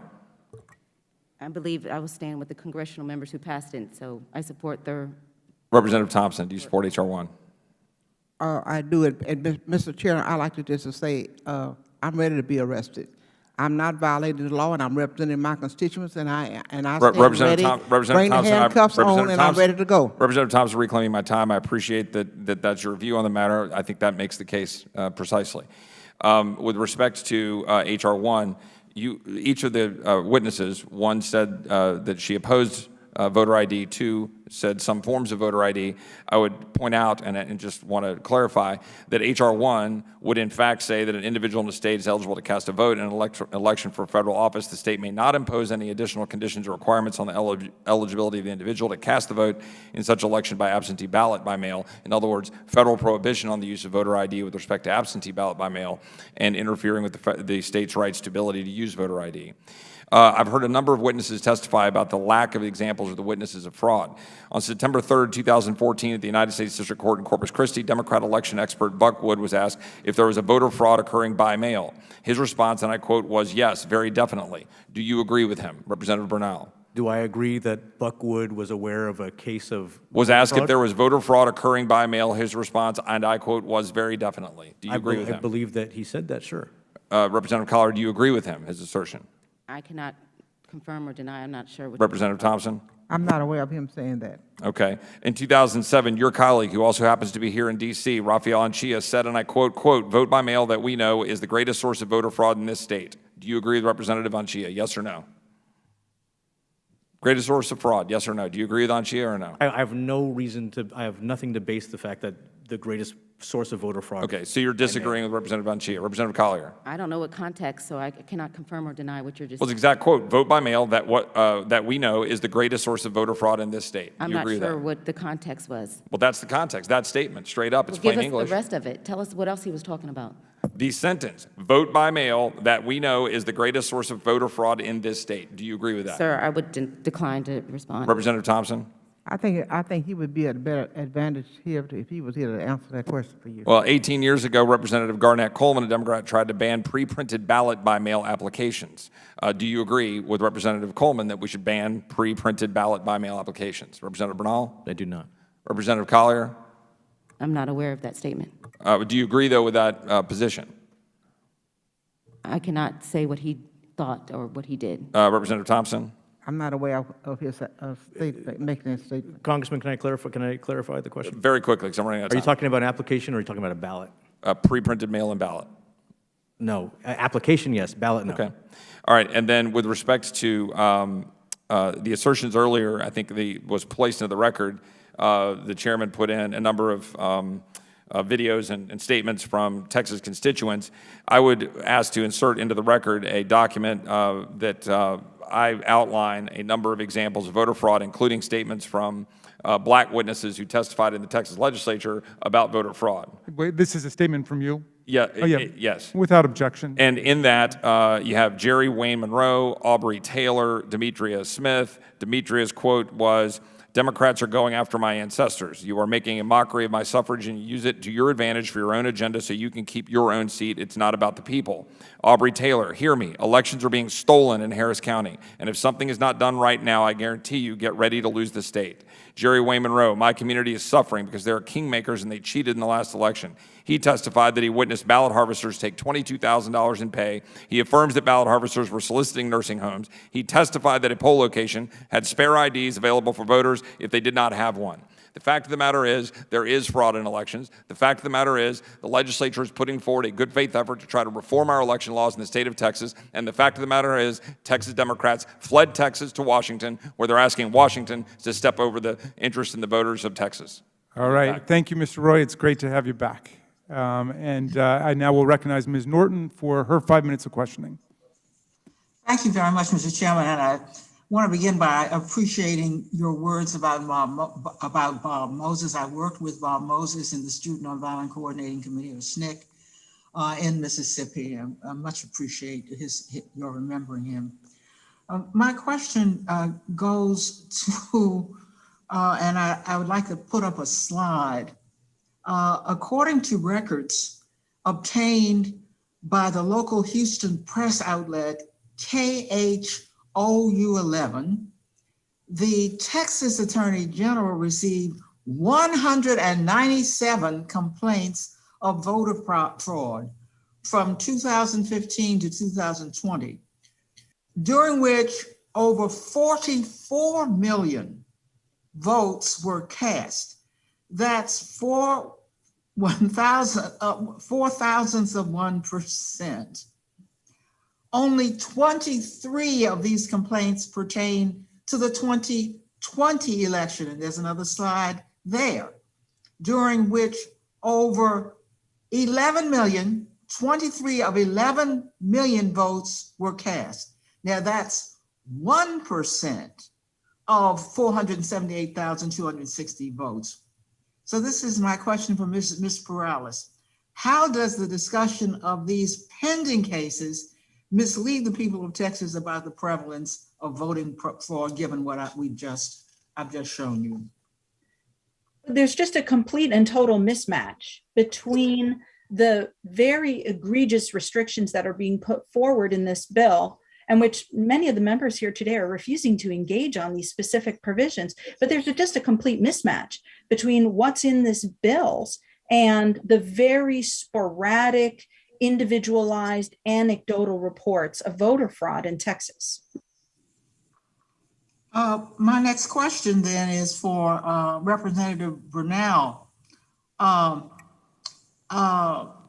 Governor Abbott's own administration has rejected claims of fraud. Keith Ingram, who is a senior deputy of the Secretary of State and Director of State Elections, testified that elections, and here I'm quoting him, that the election was smooth and secure. So Mr. Bernal, how did Republicans react to Mr. Ingram's conclusion?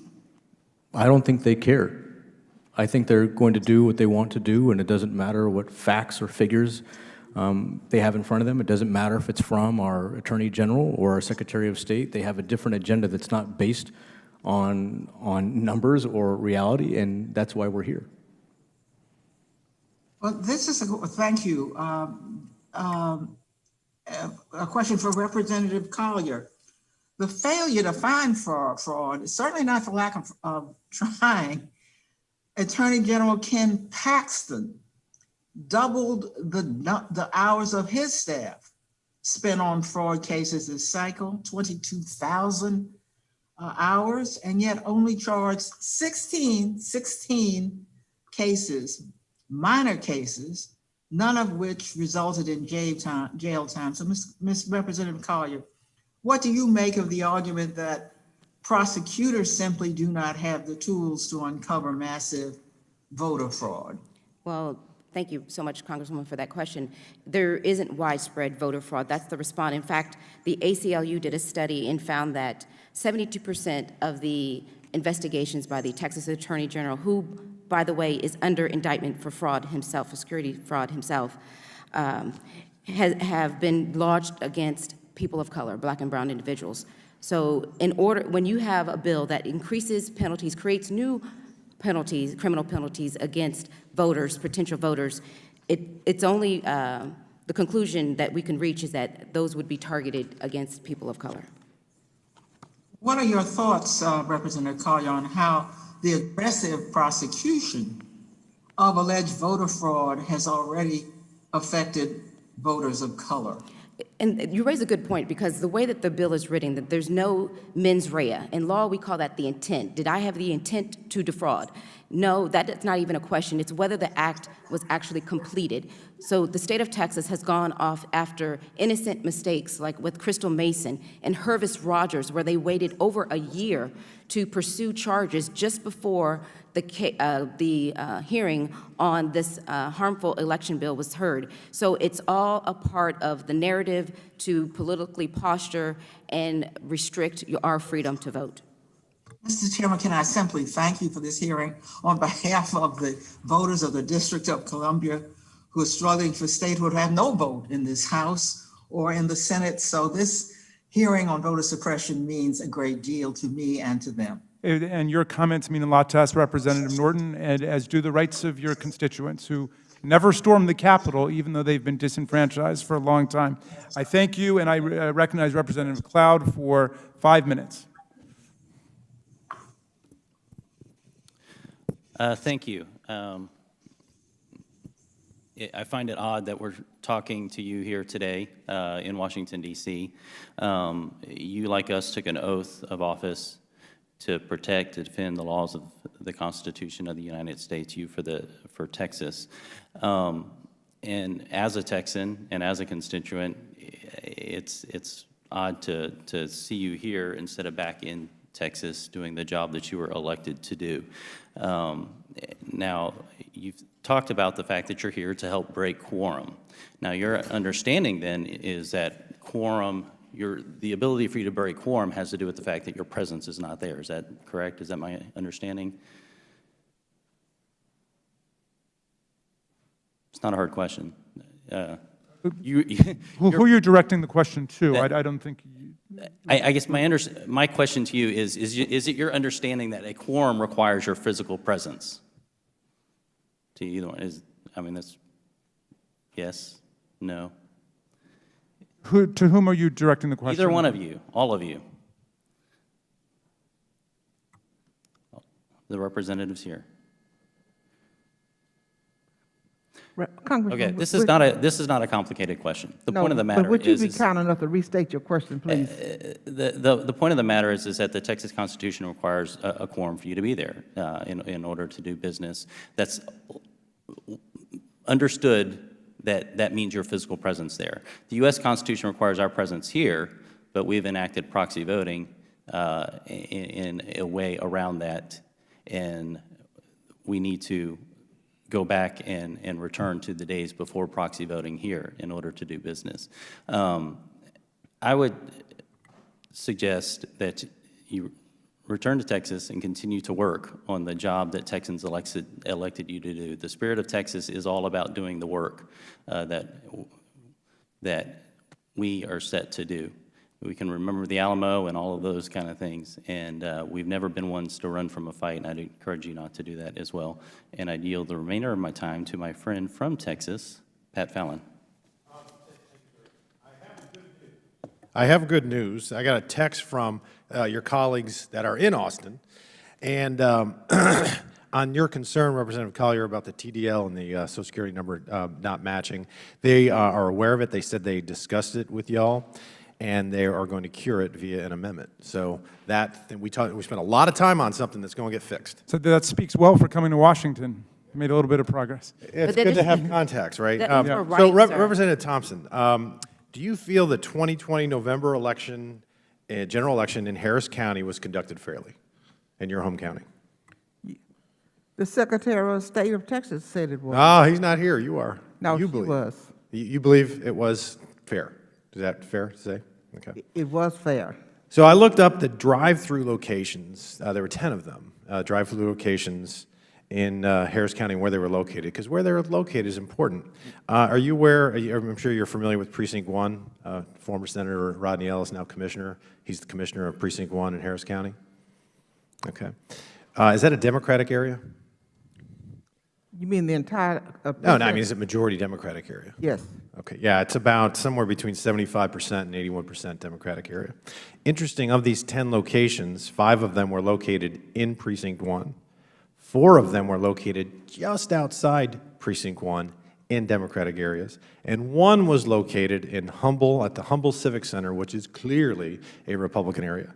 So 9 out of 10 of these drive-through locations that y'all love so much.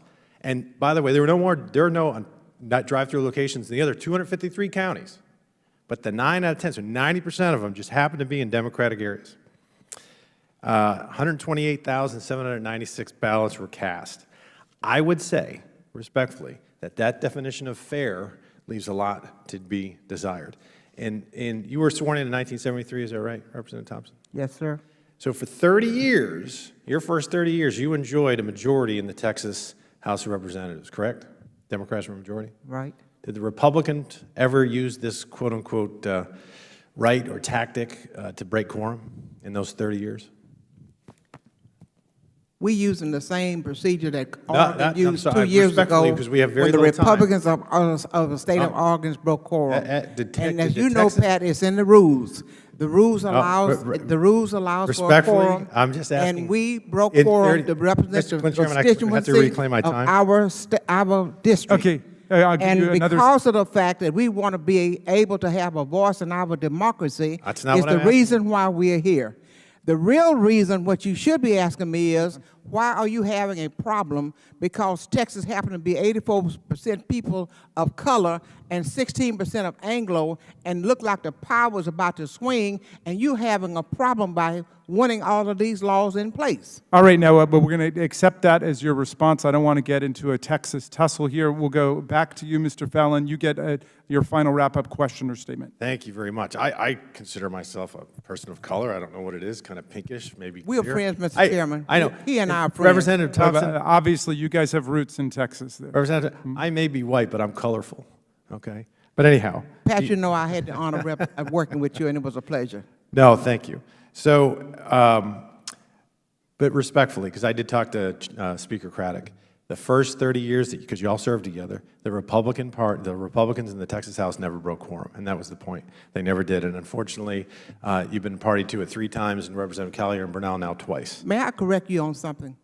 During the first 30 years, we broke quorum many times. I can tell you because on different bills, we just may not have gone as long as we are now, but it may have been for a few hours or overnight or a day. We broke quorum several times. Okay, just for the record. Because I participated in those breaks. Yeah, but Republicans didn't do it en masse. That's what Because Speaker it Craddock. was only about All right. 8 or 9 of you there. How could you? All right, Mr. Fallon, I would've made a don't mess difference. with Texans messing with Texans. All right, so thank you, Mr. Chair. I'm gonna call it off there, and because we've got to go to Congresswoman Alexandria Ocasio-Cortez for her 5 minutes of questioning, because then we're gonna have to break and vote.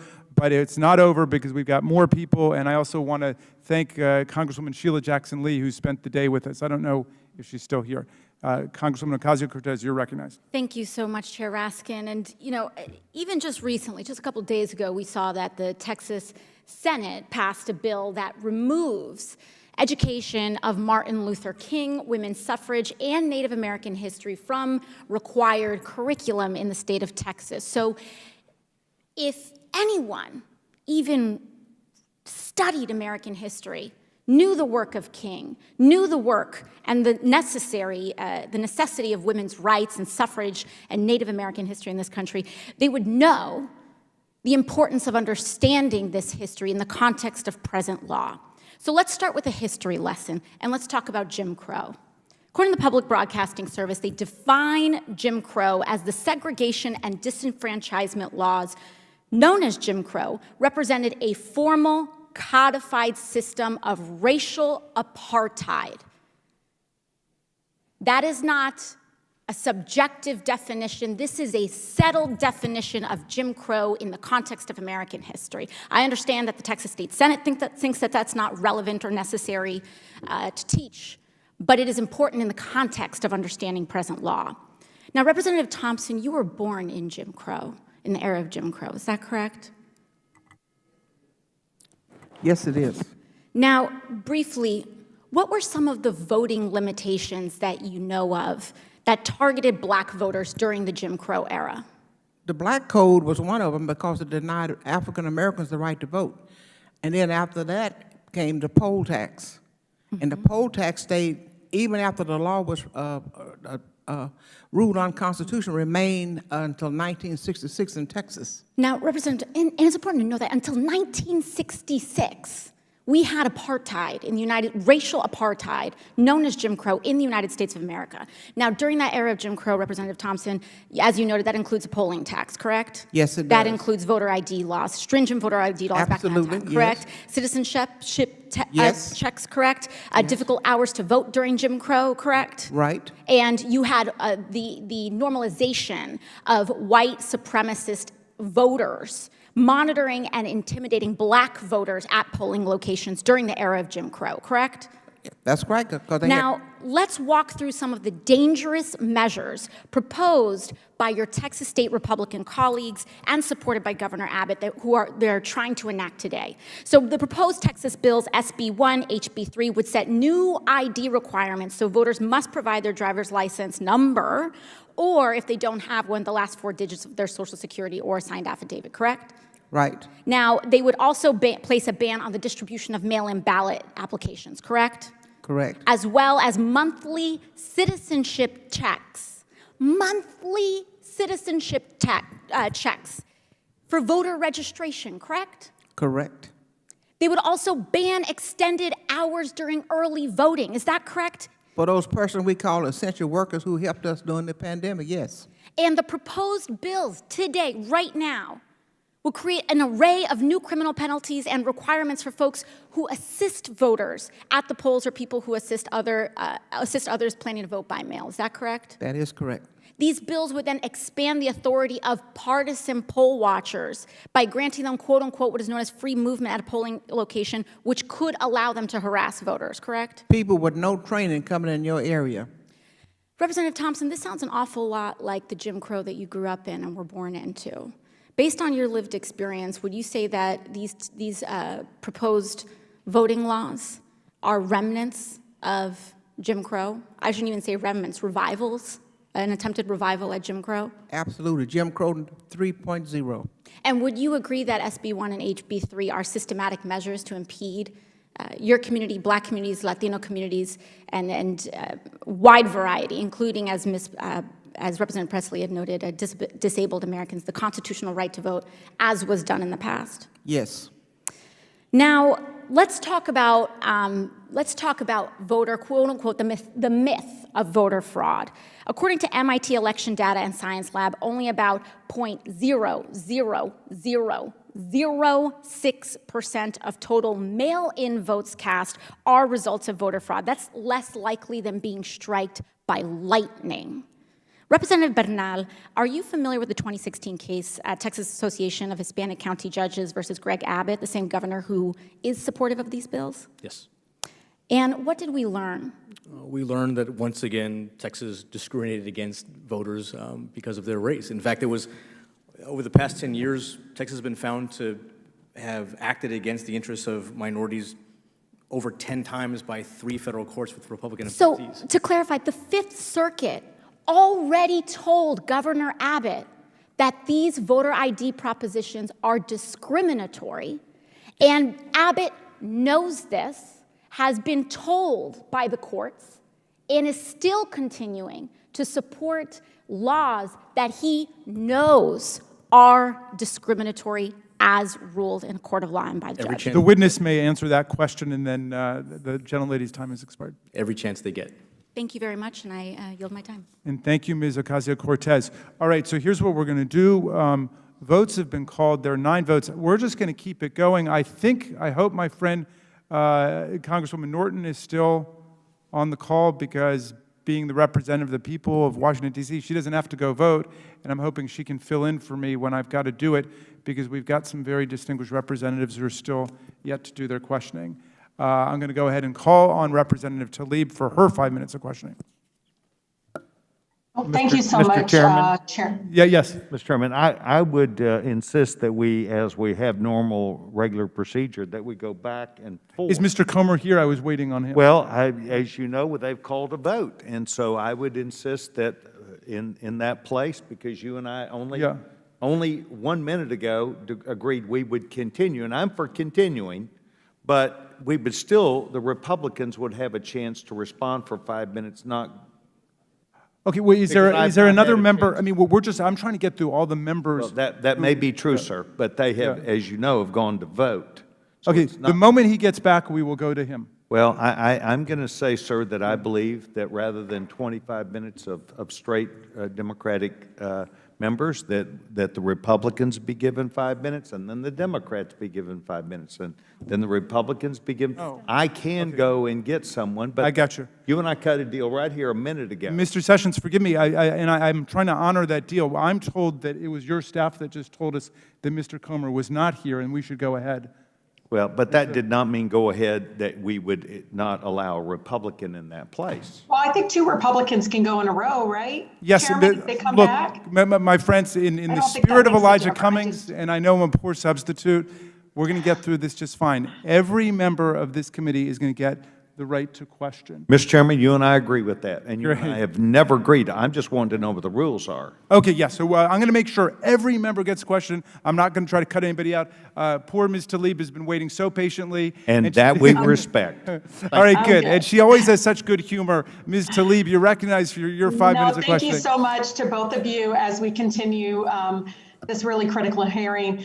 thank you, Chairman Raskin, for really wanting to put this forward. And thank you to all the honorable representatives of the American people who risked so much for the rights and freedoms of so many. I want you all to know this is, I always had John Lewis right over my shoulder as a reminder that we sometimes, in a nonviolent way, have to push back against oppression and injustice, and you all are doing it. And I think it's extremely patriotic what you all are doing on behalf of your residents. And please don't allow my colleagues to intimidate or bully you. You know what the risks were, but also you know what is at stake. And so I just want you all to know you're inspiring, your courage is inspiring to me. Some colleagues continue to not like the title of this committee. Well, how about we equally are, angry and upset at things like the election was stolen. I'm so appalled by those that continue to enable that kind of rhetoric that really brought so much violence on January 6th to this Capitol.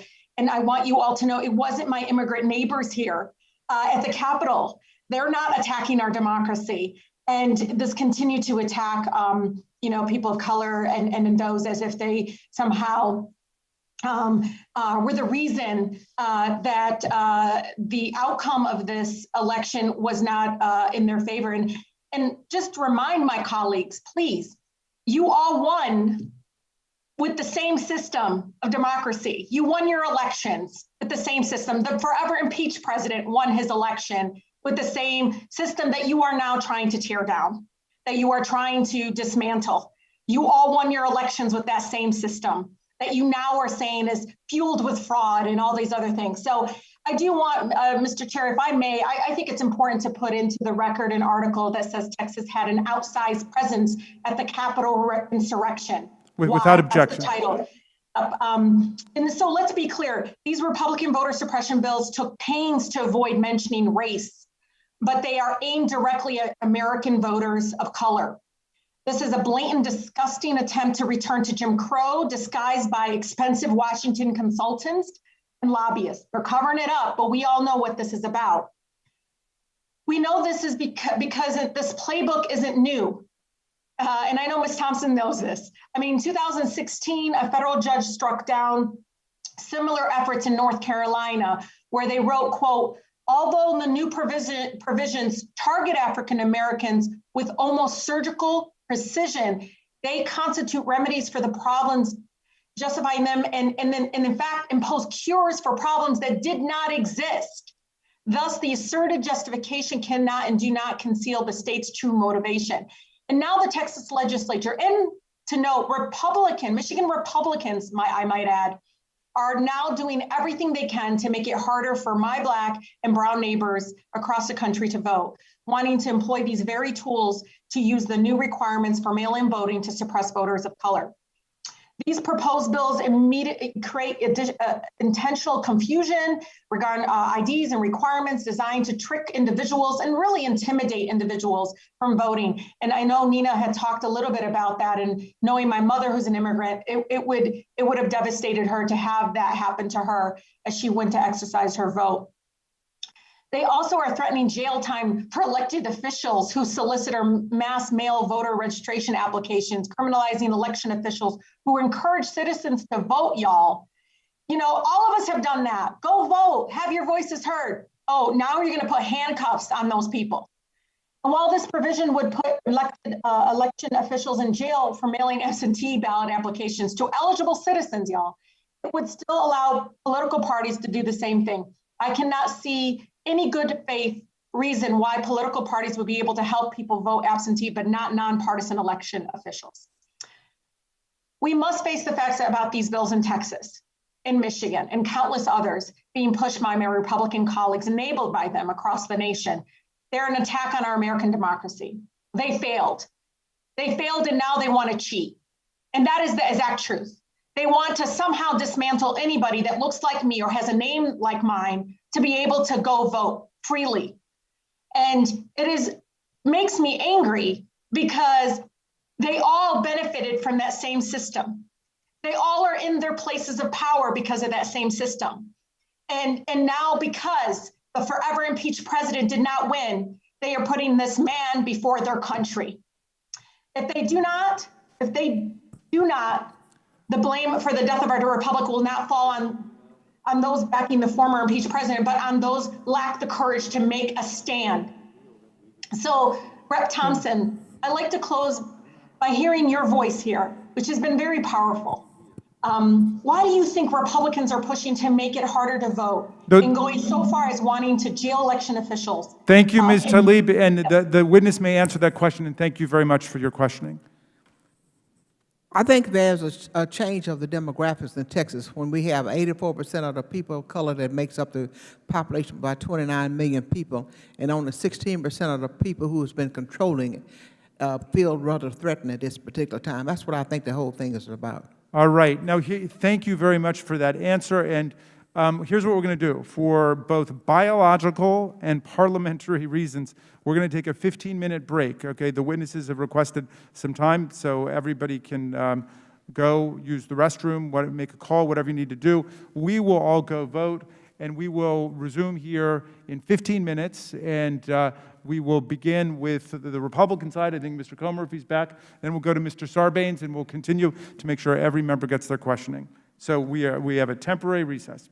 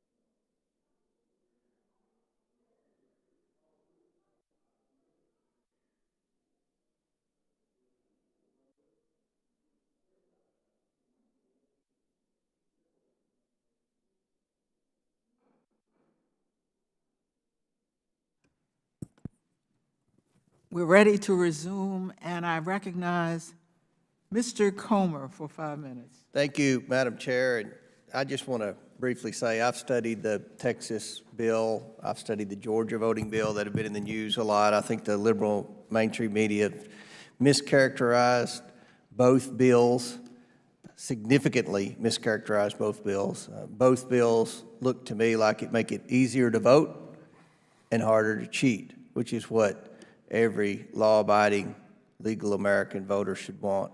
With that, Madam Chair, I would like to yield the balance of my time to the gentleman from Texas, Mr. Fallon. Gentleman from Texas is recognized. Thank you, Madam Chair. I just want to clarify something because you're all under oath, and just want to make sure. Well, Ms. Thompson, Representative Thompson, was there a meeting held before the special session that took about a half a day that involved Republicans and Democrats trying to work out this bill? There was. Okay, and did you attend that meeting? I did. Okay. And during the 5-hour layout, you see, there's a special committee that was appointed to hear this bill, and are you on that committee? Vice Chair. Okay. So Chairman Andy Murr, during the layout, I believe it was 5 hours, he's the bill's author, talked about the concern that Representative Collier had about the mail-in ballot. If you use 20 years ago your Social Security number, but now you're using your driver's license number. And because Representative Busey specifically asked that question.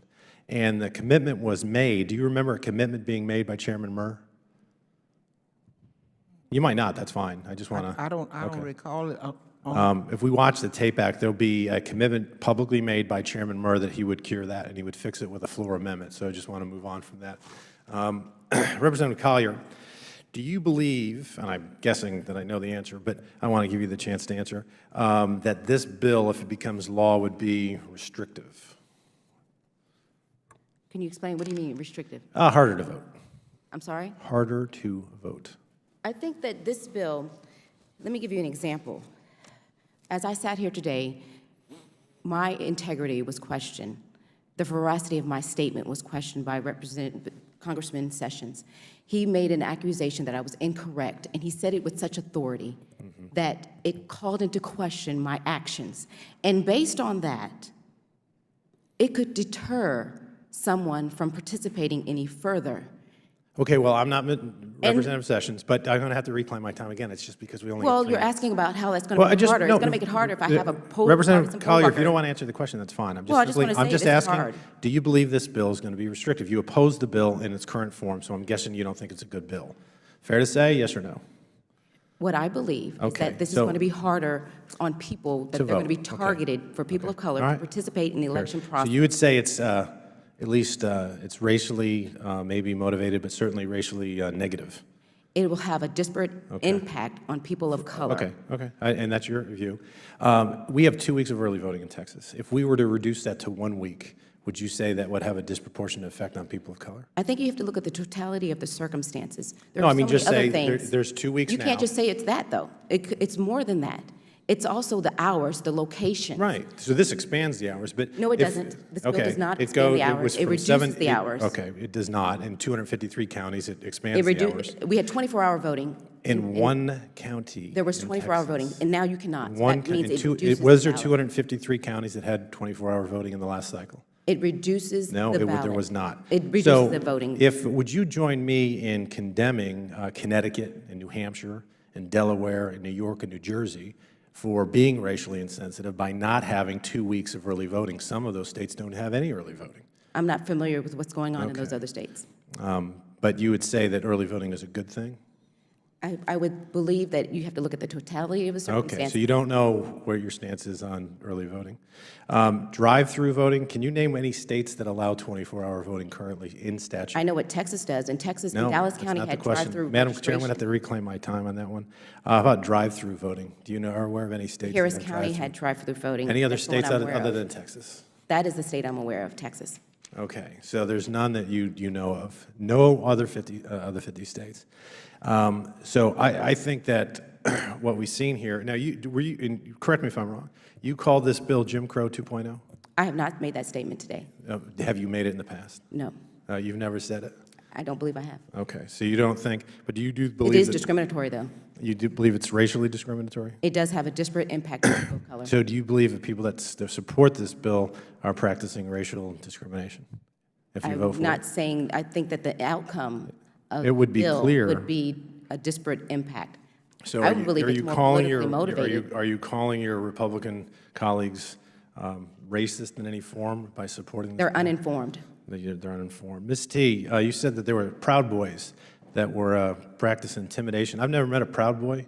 I didn't say they were Proud Boys. I said They they look like Proud they Boys. looked What like does they what could does a be. Proud Boy look like? Because I never met one. Well, I think that you saw some up here on January the 6th, didn't you? Yeah, I was about to fight some. I don't know who was proud. I don't know who they were. They were criminals that were, breached the Capitol, and I wasn't too happy about it. So what would you describe a Proud Boy? What do they look like? Well, let me tell you what the people look like that I talked about, the poll watchers that comes to my area. They are white, look like they could be people of the Proud Boys or the Ku Klux Klan. Just by looking they- at them. You're judging a book by its cover. Well, they haven't sent you yet. I'm still waiting for them to send you to my area. Gentleman's because time has it would- expired. It would be more amenable to me if you had a chance to come. I believe that there were no complaints filed in Harris County at all on voter intimidation, so therefore I believe it's more of an urban legend than fact. Thank you, Madam Chair. I yield back. I now yield 5 minutes to Mr. Sarbanes of Maryland. Thank you very much, Madam Chair. Thank you all for being here. Thank you for coming to Washington at a critical moment in our nation's history. People keep trying to characterize what you did as fleeing Texas, but I think what you did was you were pulled to the nation's capital by the power of your experience and came as a clarion call to Congress and to the President to do all we can to push back against these voter suppression efforts.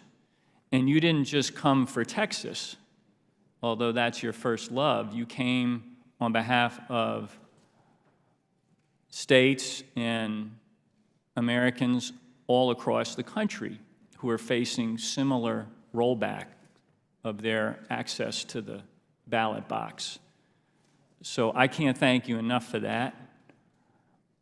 I want to pledge to you that I and others here are continuing to do everything we can to get H.R. 1, S1, the For the People Act, and H.R. 4, the John Lewis Voting Rights Advancement Act, across the finish line, and to do that as quickly as we can, understanding that our democracy is up against a shot clock right now when you look at plans to engage in extreme partisan gerrymandering across the country, as well as to further ingrain this voter suppression that we've seen.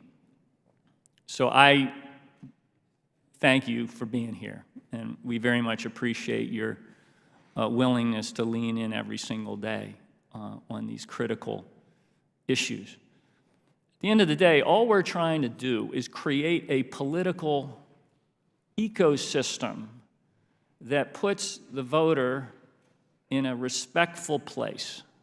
That's all.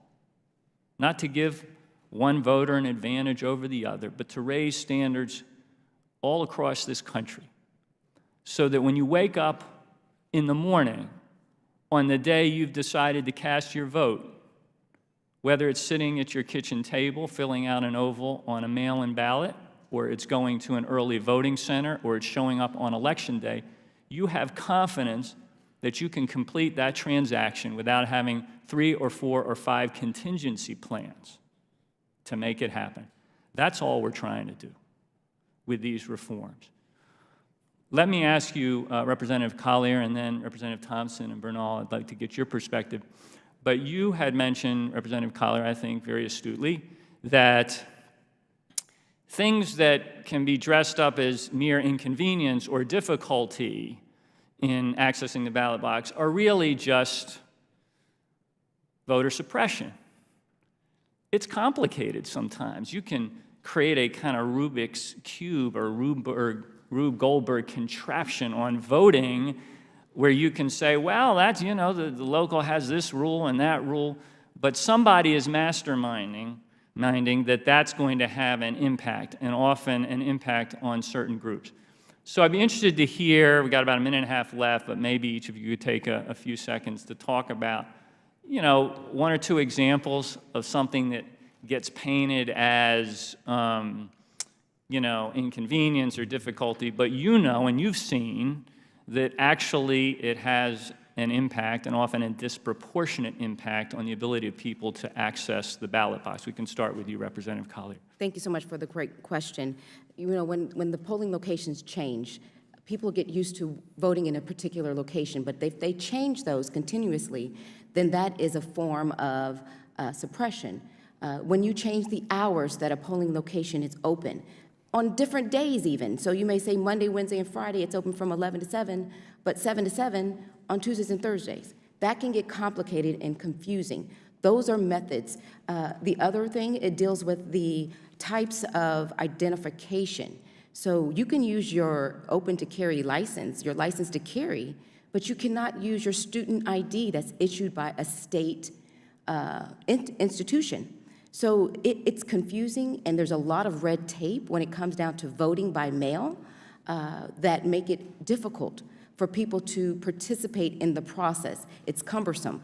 And then when you do participate and you make a mistake, you're subject to harsh criminal penalties where you could face jail time. In this particular bill, the presiding judge could face jail times without a warning that the same poll watcher who violates the law would get a warning first and then a criminal penalty, subject to criminal penalties.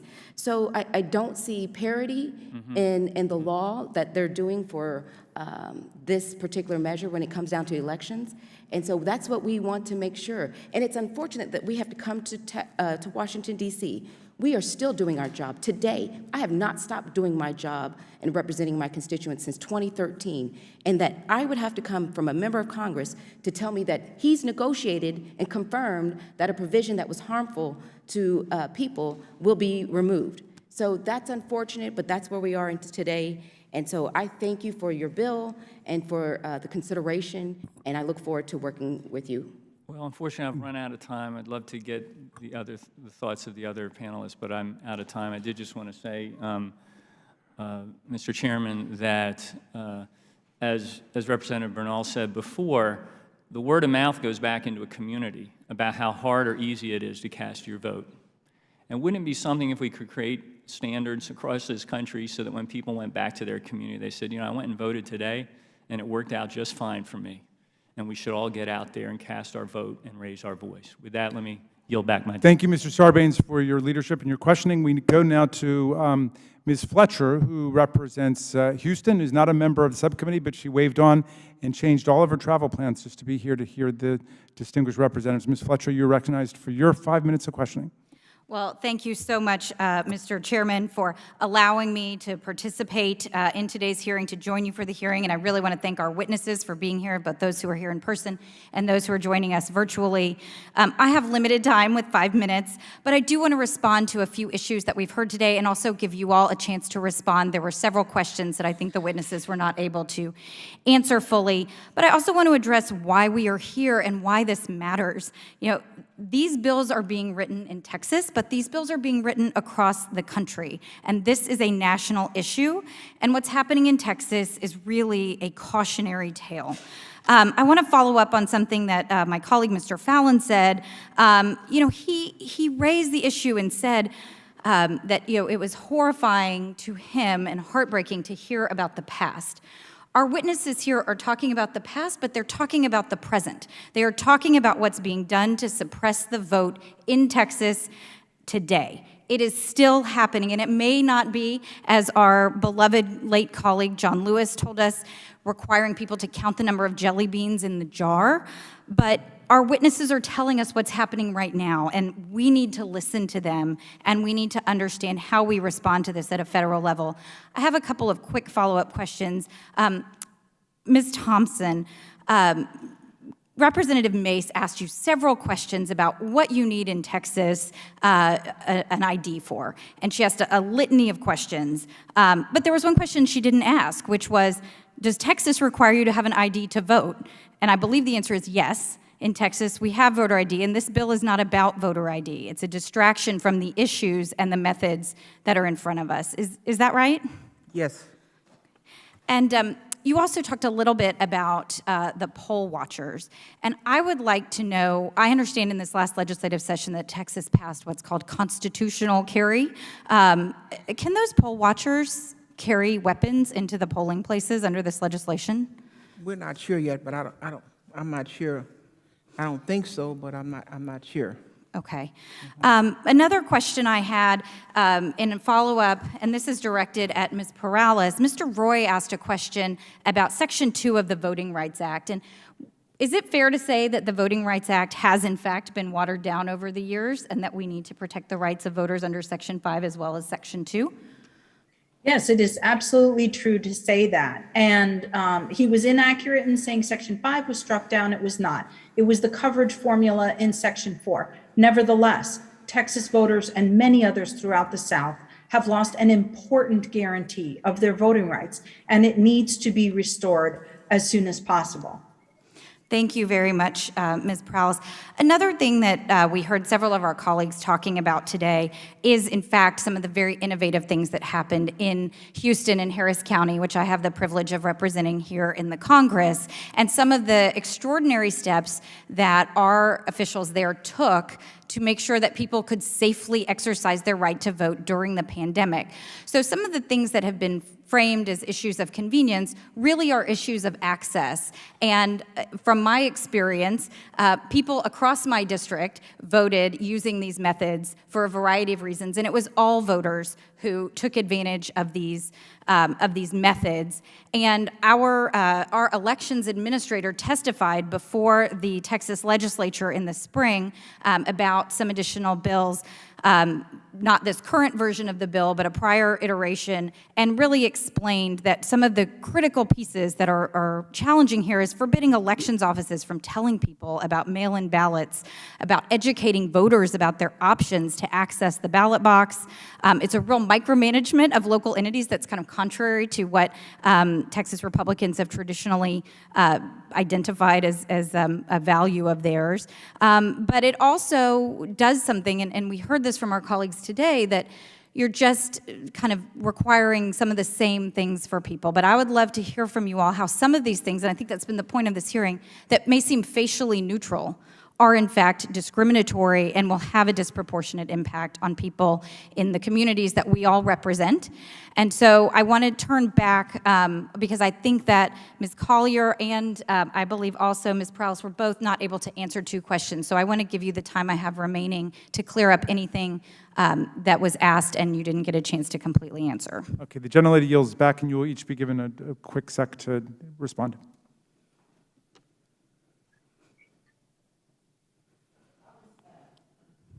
Thank you so much. So just going through the part about the ballots being rejected, there is a provision on page 24 where the ballots will be rejected, and then about the partisan poll watchers. Again, there's no parity in criminal penalties. They can get away with, violating the law. And then there was a question about, can someone file a complaint? I can, but the harm has already been completed. So I've already been deterred and disenfranchised by the time I can file a complaint. So I really have a whole bunch of measures in here that need to be addressed that they now recognize. And so this is very further evidence that they have not really fully vetted the provisions of this bill. Okay. I would simply add in 1 minute, less than 1 minute, to Representative Donalds, the section that you're looking for in the bill that you're reading is section 5.10, in which the number provided by the male voter has to match the number on file with the registrar. And then the last thing I'd like to mention, just to emphasize, this bill has nothing to do with voter ID at the polls. However, since Representative Fallon stressed so much that he wanted things to be truthful, I need to correct him. He said there was no voter ID in 2008. There was. He said that the 2011 voter ID bill did not depress turnout. It must be pointed out the 2011 voter ID bill was struck down as racially discriminatory by a federal court and was not used in the 2020 election. So even though this bill is not about voter ID, it's important for us to remember that the voter ID law passed by Texas within the past decade was racially discriminatory. Okay, thank you very much. Is Mr. Comer back, Mr. Sessions, do you know? Or is he?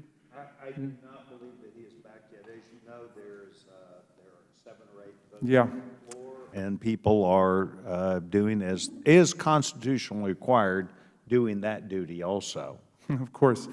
Well, let's see then. And I don't know whether Mr. Vesey or Mr. Davis is online with us yet. All right, well, why don't, I believe we're still on the second vote, if that's right. Well, why don't we do this? We're not going to, we'll take the remaining members as we've committed to them. We're not going to otherwise have time for all 5 of our witnesses to say a word of closing. So why, and a couple haven't spoken in a while, so why don't we give each witness a minute to give your closing now, and if you don't mind, we'll come back to you for further questioning. And Mr. Bernal, why don't we start with you? Thank you. And again, thank you for having us. I think in closing, it's important to point out that we've exchanged a lot of platitudes here, but we've not had a substantive debate about the actual components of the bill. Nobody wants to talk about the legality and the pieces about partisan poll watchers. No one wants to defend the piece about voter assistance. We had an exchange where someone accused us of being incorrect, and then that was later found that we were correct. And I think that the details matter. It's not a bill about voter ID. We can talk back and forth about our sort of hashtag messaging, but we have not had a substantive debate at large about the bill, because when we do, people see that we're right. We haven't had it in the State House. We tried to have it, and we were ignored completely, but the substance of the bill, the actual pieces, not the spirit, not the overall phantom wrong that we're trying to correct, but the actual nuts and bolts of the bill matter. And when we do that, it is clear what the bill aims to do in the face of absolutely nothing to justify it. Thank you, Mr. Bernal, and the Mr. devil is Chairman? indeed in the details. Mr. Chairman? Yes. In fairness, and I know fair is on my side or your side, who cares, but I'd like to engage the gentleman for 30 seconds. Okay, well, all right, take 30 seconds. Let's do that, and then Mr. In Vesey. my opinion, this partisan is a mailing that goes out that says, ask for a ballot. Is that what this is in reference to? It is to me. So should they not allow anyone to mail out anything? And it's a question, anything about requesting an early ballot. I don't understand the question. Are you saying that? Well, you're talking about partisan politics engaged in the election process. I'm talking about the details of the bill. Well, I'm talking about, we are, and what that is about is the legality for a party, political party, to mail out to someone requesting an early ballot. But would that be allowed under the new legislation? Let's just get that, for a party to mail out. In limited circumstance, it would, but for the most part, they're eliminating the ability to send someone an application. It's an application. It's not a ballot. And you still It is an application. You still have to but that's the qualify partisan part, isn't it? You still have to qualify for the ballot. Just because you get the application doesn't mean that you get to vote by mail. What's the You have to partisan? qualify for it. You say we're not getting to it. What's the partisan? What act would happen that you don't like? Excuse me? What act would happen that's political that you oppose? Okay, and we'll take that. You give an answer, and then we're going to go to Mr. Vesey. He's been so patient. So We've got another he's member. back. Yeah. Thank you. Can I respond? You just, yes, quickly if you would. Voting is a right and not a privilege. And if you limit the ability for people to access the ballot, if you limit... We're talking about partisan activity is what you talked All about. right, I'm going to cut it off there because Mr. Vesey, who represents Houston, I believe, I hope I got that right. No, it's North Texas. North Texas has been with us today. He waved on for the purposes of hearing the testimony of the witnesses, and you are recognized for your 5 minutes of questioning, Mr. Vesey. Mr. Chairman, thank you very much. Yes, I'm Mark Vesey. I'm not on the committee, I've waved on. Appreciate the chairman allowing me the opportunity. I represent Fort Worth and Dallas. As a matter of fact, Nicole Collier, who is one of the witnesses here, representative, she is my neighbor and my state representative, and I appreciate her presence here today. And I just want to really thank my colleagues, my former colleagues in the state legislature and my friends, current state legislators, for really being courageous to take the time to be here. I know that all y'all are from different types of different districts and have different sort of political challenges. And the fact that you took the time to come here to stand up for voting rights in this country really means a lot.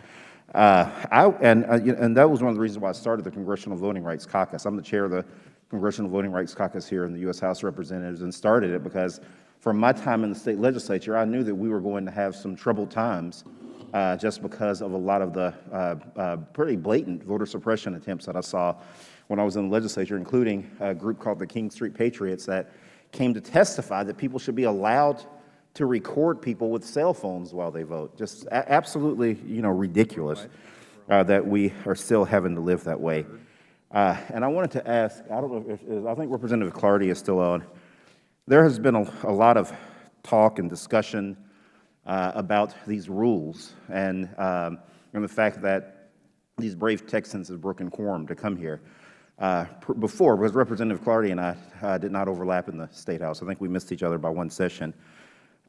Before I got there, then Lieutenant Governor David Dewhurst said that redistricting and voter ID were so important, that they were going to break the rules and change them, the two-thirds rule in the Senate, the filibuster rule, the same thing that we're grappling with right now in the U.S. Senate, that they were going to change the rules instead of working with the other side so they could get the votes needed to pass redistricting and to pass voter ID. I wanted to ask Representative Clardy, was he okay with the Republicans breaking the rules at that point? Yeah, I'm still here, Congressman Vesey. It's good to see you again. So to that point, one, I don't believe that was Lieutenant Governor Dewhurst. It was Dewhurst, but it was when I was there. It was Dewhurst, and then Patrick took over, and he permanently changed the filibuster rules. So were you okay with it then? I was I wasn't in office then, and frankly, I was a fan then and a fan now of the two-thirds rule. So. But are you okay to break it? Were you okay breaking it? Because right now we wouldn't even be having these problems if the two-thirds rule was still in place. So they're using the only tools that were available for them at the time. May I answer the question?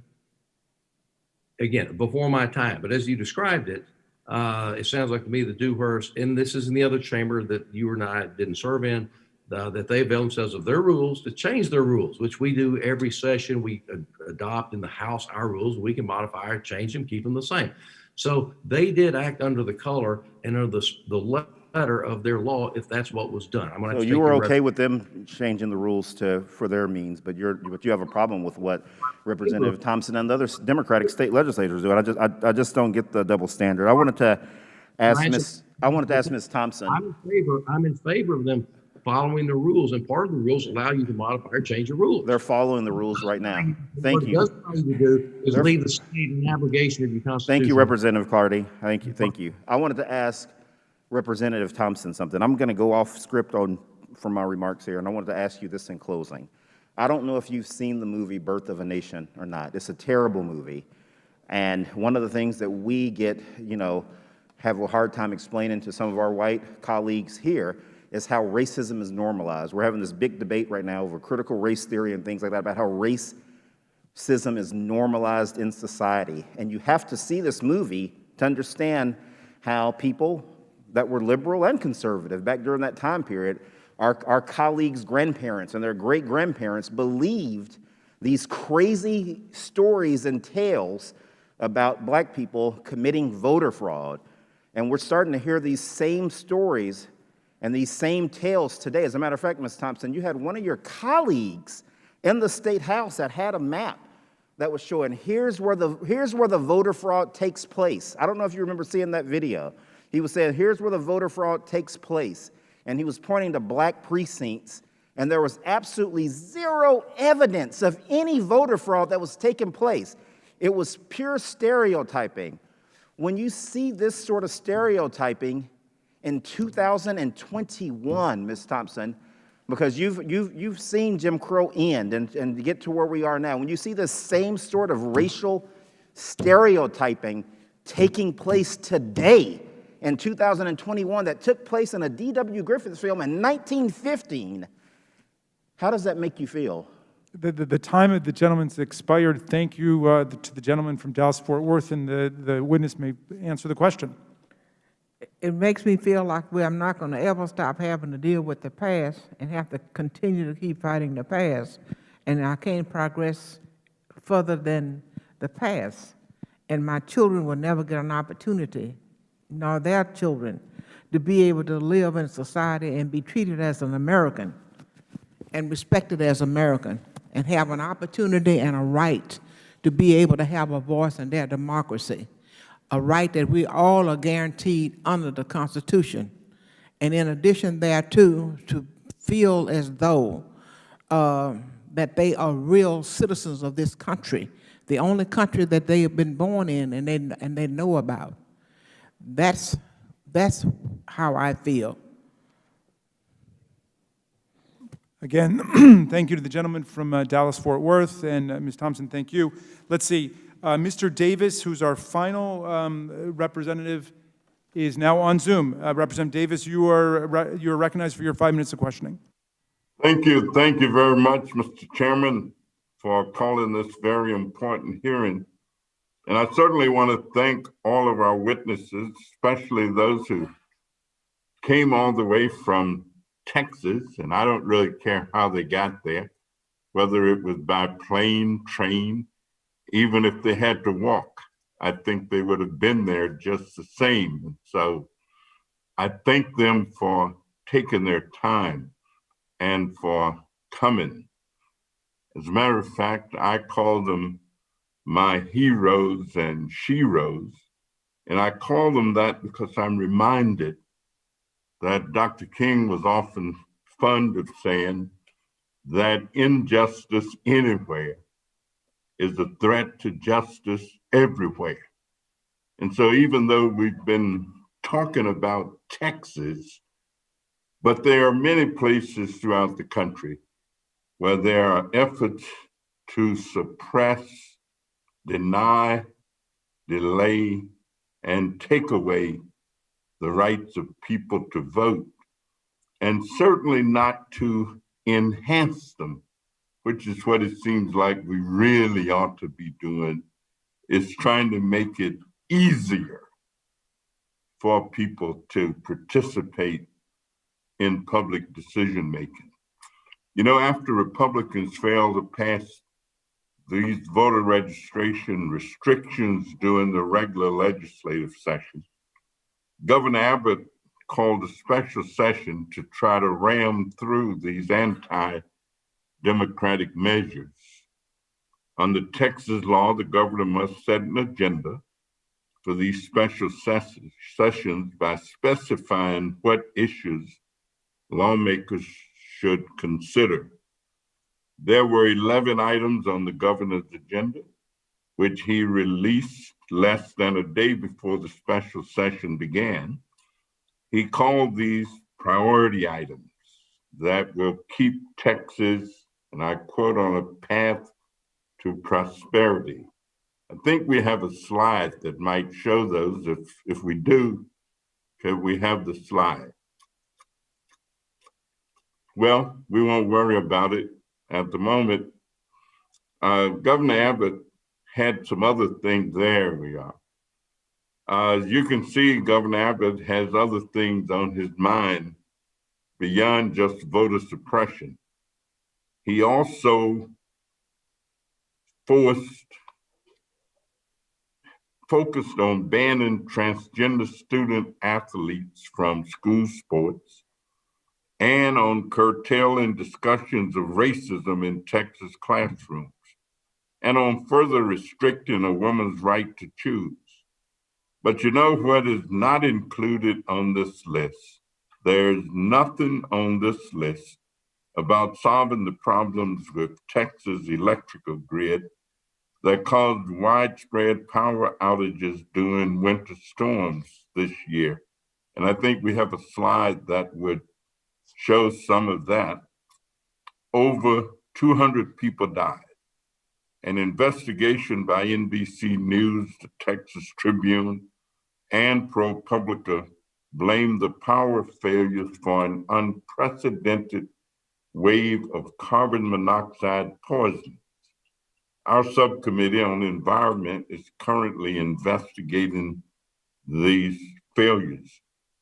Representative Collier, what was your reaction to Governor Abbott's failure to include further action on the electrical grid for this session that he called? Thank you, Congressman. Great question. It was a missed opportunity for the state legislature to actually take action to provide the needed infrastructure and information and backing that Texans need. We have Texans now who are still conserving energy, and so we have not fully answered the call to provide necessary resources for Texans when it comes down to our power grid. We need to reinforce our power grid. We have so many other things that we could be focusing on. The governor not only failed to put on the power grid, but he also defunded the legislature in response and in retribution to the quorum break. So now 2,100 state employees who work for the Texas legislature in the legislative branch will be without health insurance in a state that already has the highest number of uninsured Texans. So unless the governor takes action, we will continue to see the erosion of humanity in this state. Thank you. Well, thank you. And thank you, Reverend Mr. Davis. Bernal, you cited systemic failures that led to these outages, including Mr. Davis, forgive me, well, we're going to have to go vote. Your time is expired, so I'm afraid we'll have to cut it off there, but invite you to, continue that line of questioning in written questions to the witnesses, if we could.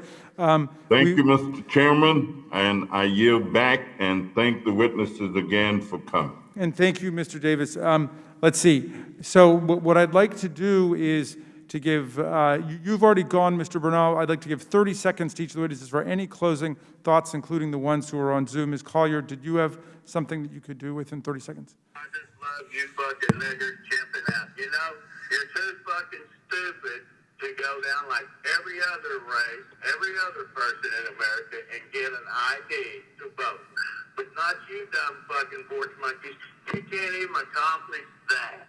That's how fucking stupid and how big a failure the American nigger is. Mr. Chairman, I don't know who that's coming from, that's offensive. Thank you. Absolutely, it's offensive. Where did that come This is a call from? that was made to my government state office. Oh, well, And these are ma'am, the type of people I could put that- those up also. I don't think Well, it's these are the type appropriate, of people Mr. that Chairman. we Okay, are Ms. concerned Collier's this time. hearing. Thank you very much for I playing think that's that. inappropriate, Mr. Chairman. You are now recognized for your 30 seconds, Mr. Sessions. I will take my 30 seconds. I want to thank the witnesses that were here today. I would personally like to meet with them. I have no say in grounding this out, but I think that the difference between the truths on both sides and reality in the middle is that there was a lot on the side, and that is very simple. Texas Jim Crow laws took place by Democrats until literally the year 2000. And it was a two-party system that changed what is occurring. A two-party system. And yet our witnesses, or at least 3 or 4 of them, are here to go to one-party rule. And I don't think that's what makes America great. And I think they should understand that. And I think it's a Constitution, I think it's a Supreme Court, and one-party rule would overrule everybody, including the Supreme Court. They would overrule everything except political consideration as opposed to the law. And so I think what you're doing, I would ask that you would rethink that. I want to thank you. I want to thank you for being here, and I would sincerely like to find the differences between those that we have, and I would encourage you to please contact me to do that. Mr. Chairman, I want to thank you very much. And thank you, Mr. Sessions. Ms. Thompson, did you have anything you wanted to say in closing? Thank you, and Pete, I want to thank you so much. You know, we have differences, but reasonable minds can differ. We can solve them. I'm ready to work with you, brother. Thank you so much, and let's see, Ms. Mr. Chairman, yes. if you just give me a moment. I want to just thank you for this meeting. And I want to just say that I'm hoping during my lifetime that I don't have to keep struggling with the past, and I can move forward, and I can be able to protect the rights of my constituents to vote. Lyndon Baines Johnson, 56 years ago, was the president who had enough integrity about himself to give us a federal answer to the struggles of voting. And I'm hoping that this Congress will do the same thing for us. Thank you very much, Representative Thompson. Representative Clardy, let's come to you for your 30 seconds. Thank you, Chairman. Again, I want to thank you for your courtesy for having us in. But I do want to say one thing. There was a statement made about somehow this bill makes it a crime to encourage people to vote. That is an absolute falsehood. I do not understand the hysteria and the hyperbole that surrounds this bill. This is a good bill. Take the time to read it. You know, the one thing I didn't hear today, I didn't hear the entire time I served in the Elections Committee in the regular session, nor in this Select Committee so far in the special session, was anybody that came forward and said, I was deprived my opportunity to vote. I wanted to, but I couldn't vote in Texas. If you want to vote in Texas, if you register and you're eligible, you get to vote in Texas. We had a record turnout in this last election cycle. But I got to come back to something Congressman Maloney, I think, said about, well, there's no evidence of widespread panic. Okay, if you make this your final point, if you would. If I would, this is the final point. There's no evidence of widespread fraud in Texas, and he compared it to a lightning strike. The difference is there's nothing we can do to stop lightning strikes. We can stop election fraud. We have to have zero tolerance for election fraud in this country. Thank you very much. And I'm going to excuse myself to go and vote. We'll hear from Ms. Perales, and I'm asking Congresswoman Norton to take over for me. I just want to say in closing that our nation was founded with the beautiful idea of the consent of the governed and the participation of all of the people, at the same time that it was also founded with lots of efforts to exclude people from voting. And we've got to overcome that urge to exclude people from voting. I commend and I thank our colleagues from Texas for coming to Washington to remind us about what really is crucial in our country, which is making sure that everybody's right to vote is protected against every attempt to restrict the franchise, even if it's complex and subtle. And with that, I turn it over to Congresswoman Norton. Y'all come home. Texas needs you. I'm ready to give my closing. For Ms. Perales. Thank you. With all due respect to Representative Clardy, for whom I have an enormous amount of respect, Senate Bill 1, Section 5.04 makes it a crime to encourage a voter to choose them as an assistor and then to go to the polls and assist that voter and sign the oath. So in fact, it is a crime. I just want to close by saying there is only one reality here. The reality is in the face of the bills, which anybody can read. The reality is in the changing demographics of Texas, largely driven by Latino, African American, and Asian American voters. And when Texas restricts voter assistance, and everybody knows that the majority of voters who receive assistance are Asian American and Latino, and nobody comes and testifies that these restrictions are necessary or based on anything that happened at the polls, the only rational conclusion that we can draw is that this is an attempt at voter suppression. Thank you. I thank you very much. This hearing has really been necessary. The American people needed to know why Democrats in Texas fled their state. That was so important that we have held an entire hearing on what you have done.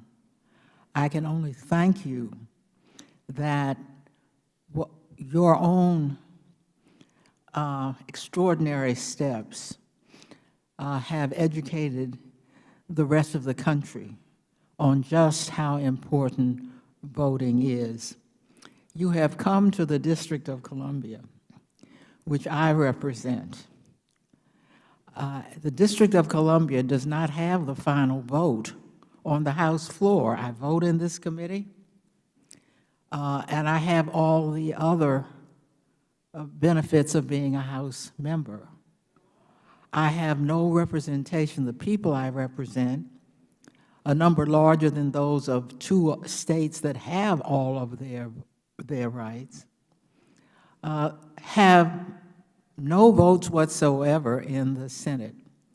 So it has been a very great pleasure for me to hear from representatives who have the vote, cherish the vote, and have made it clear to all of us why the vote is so important.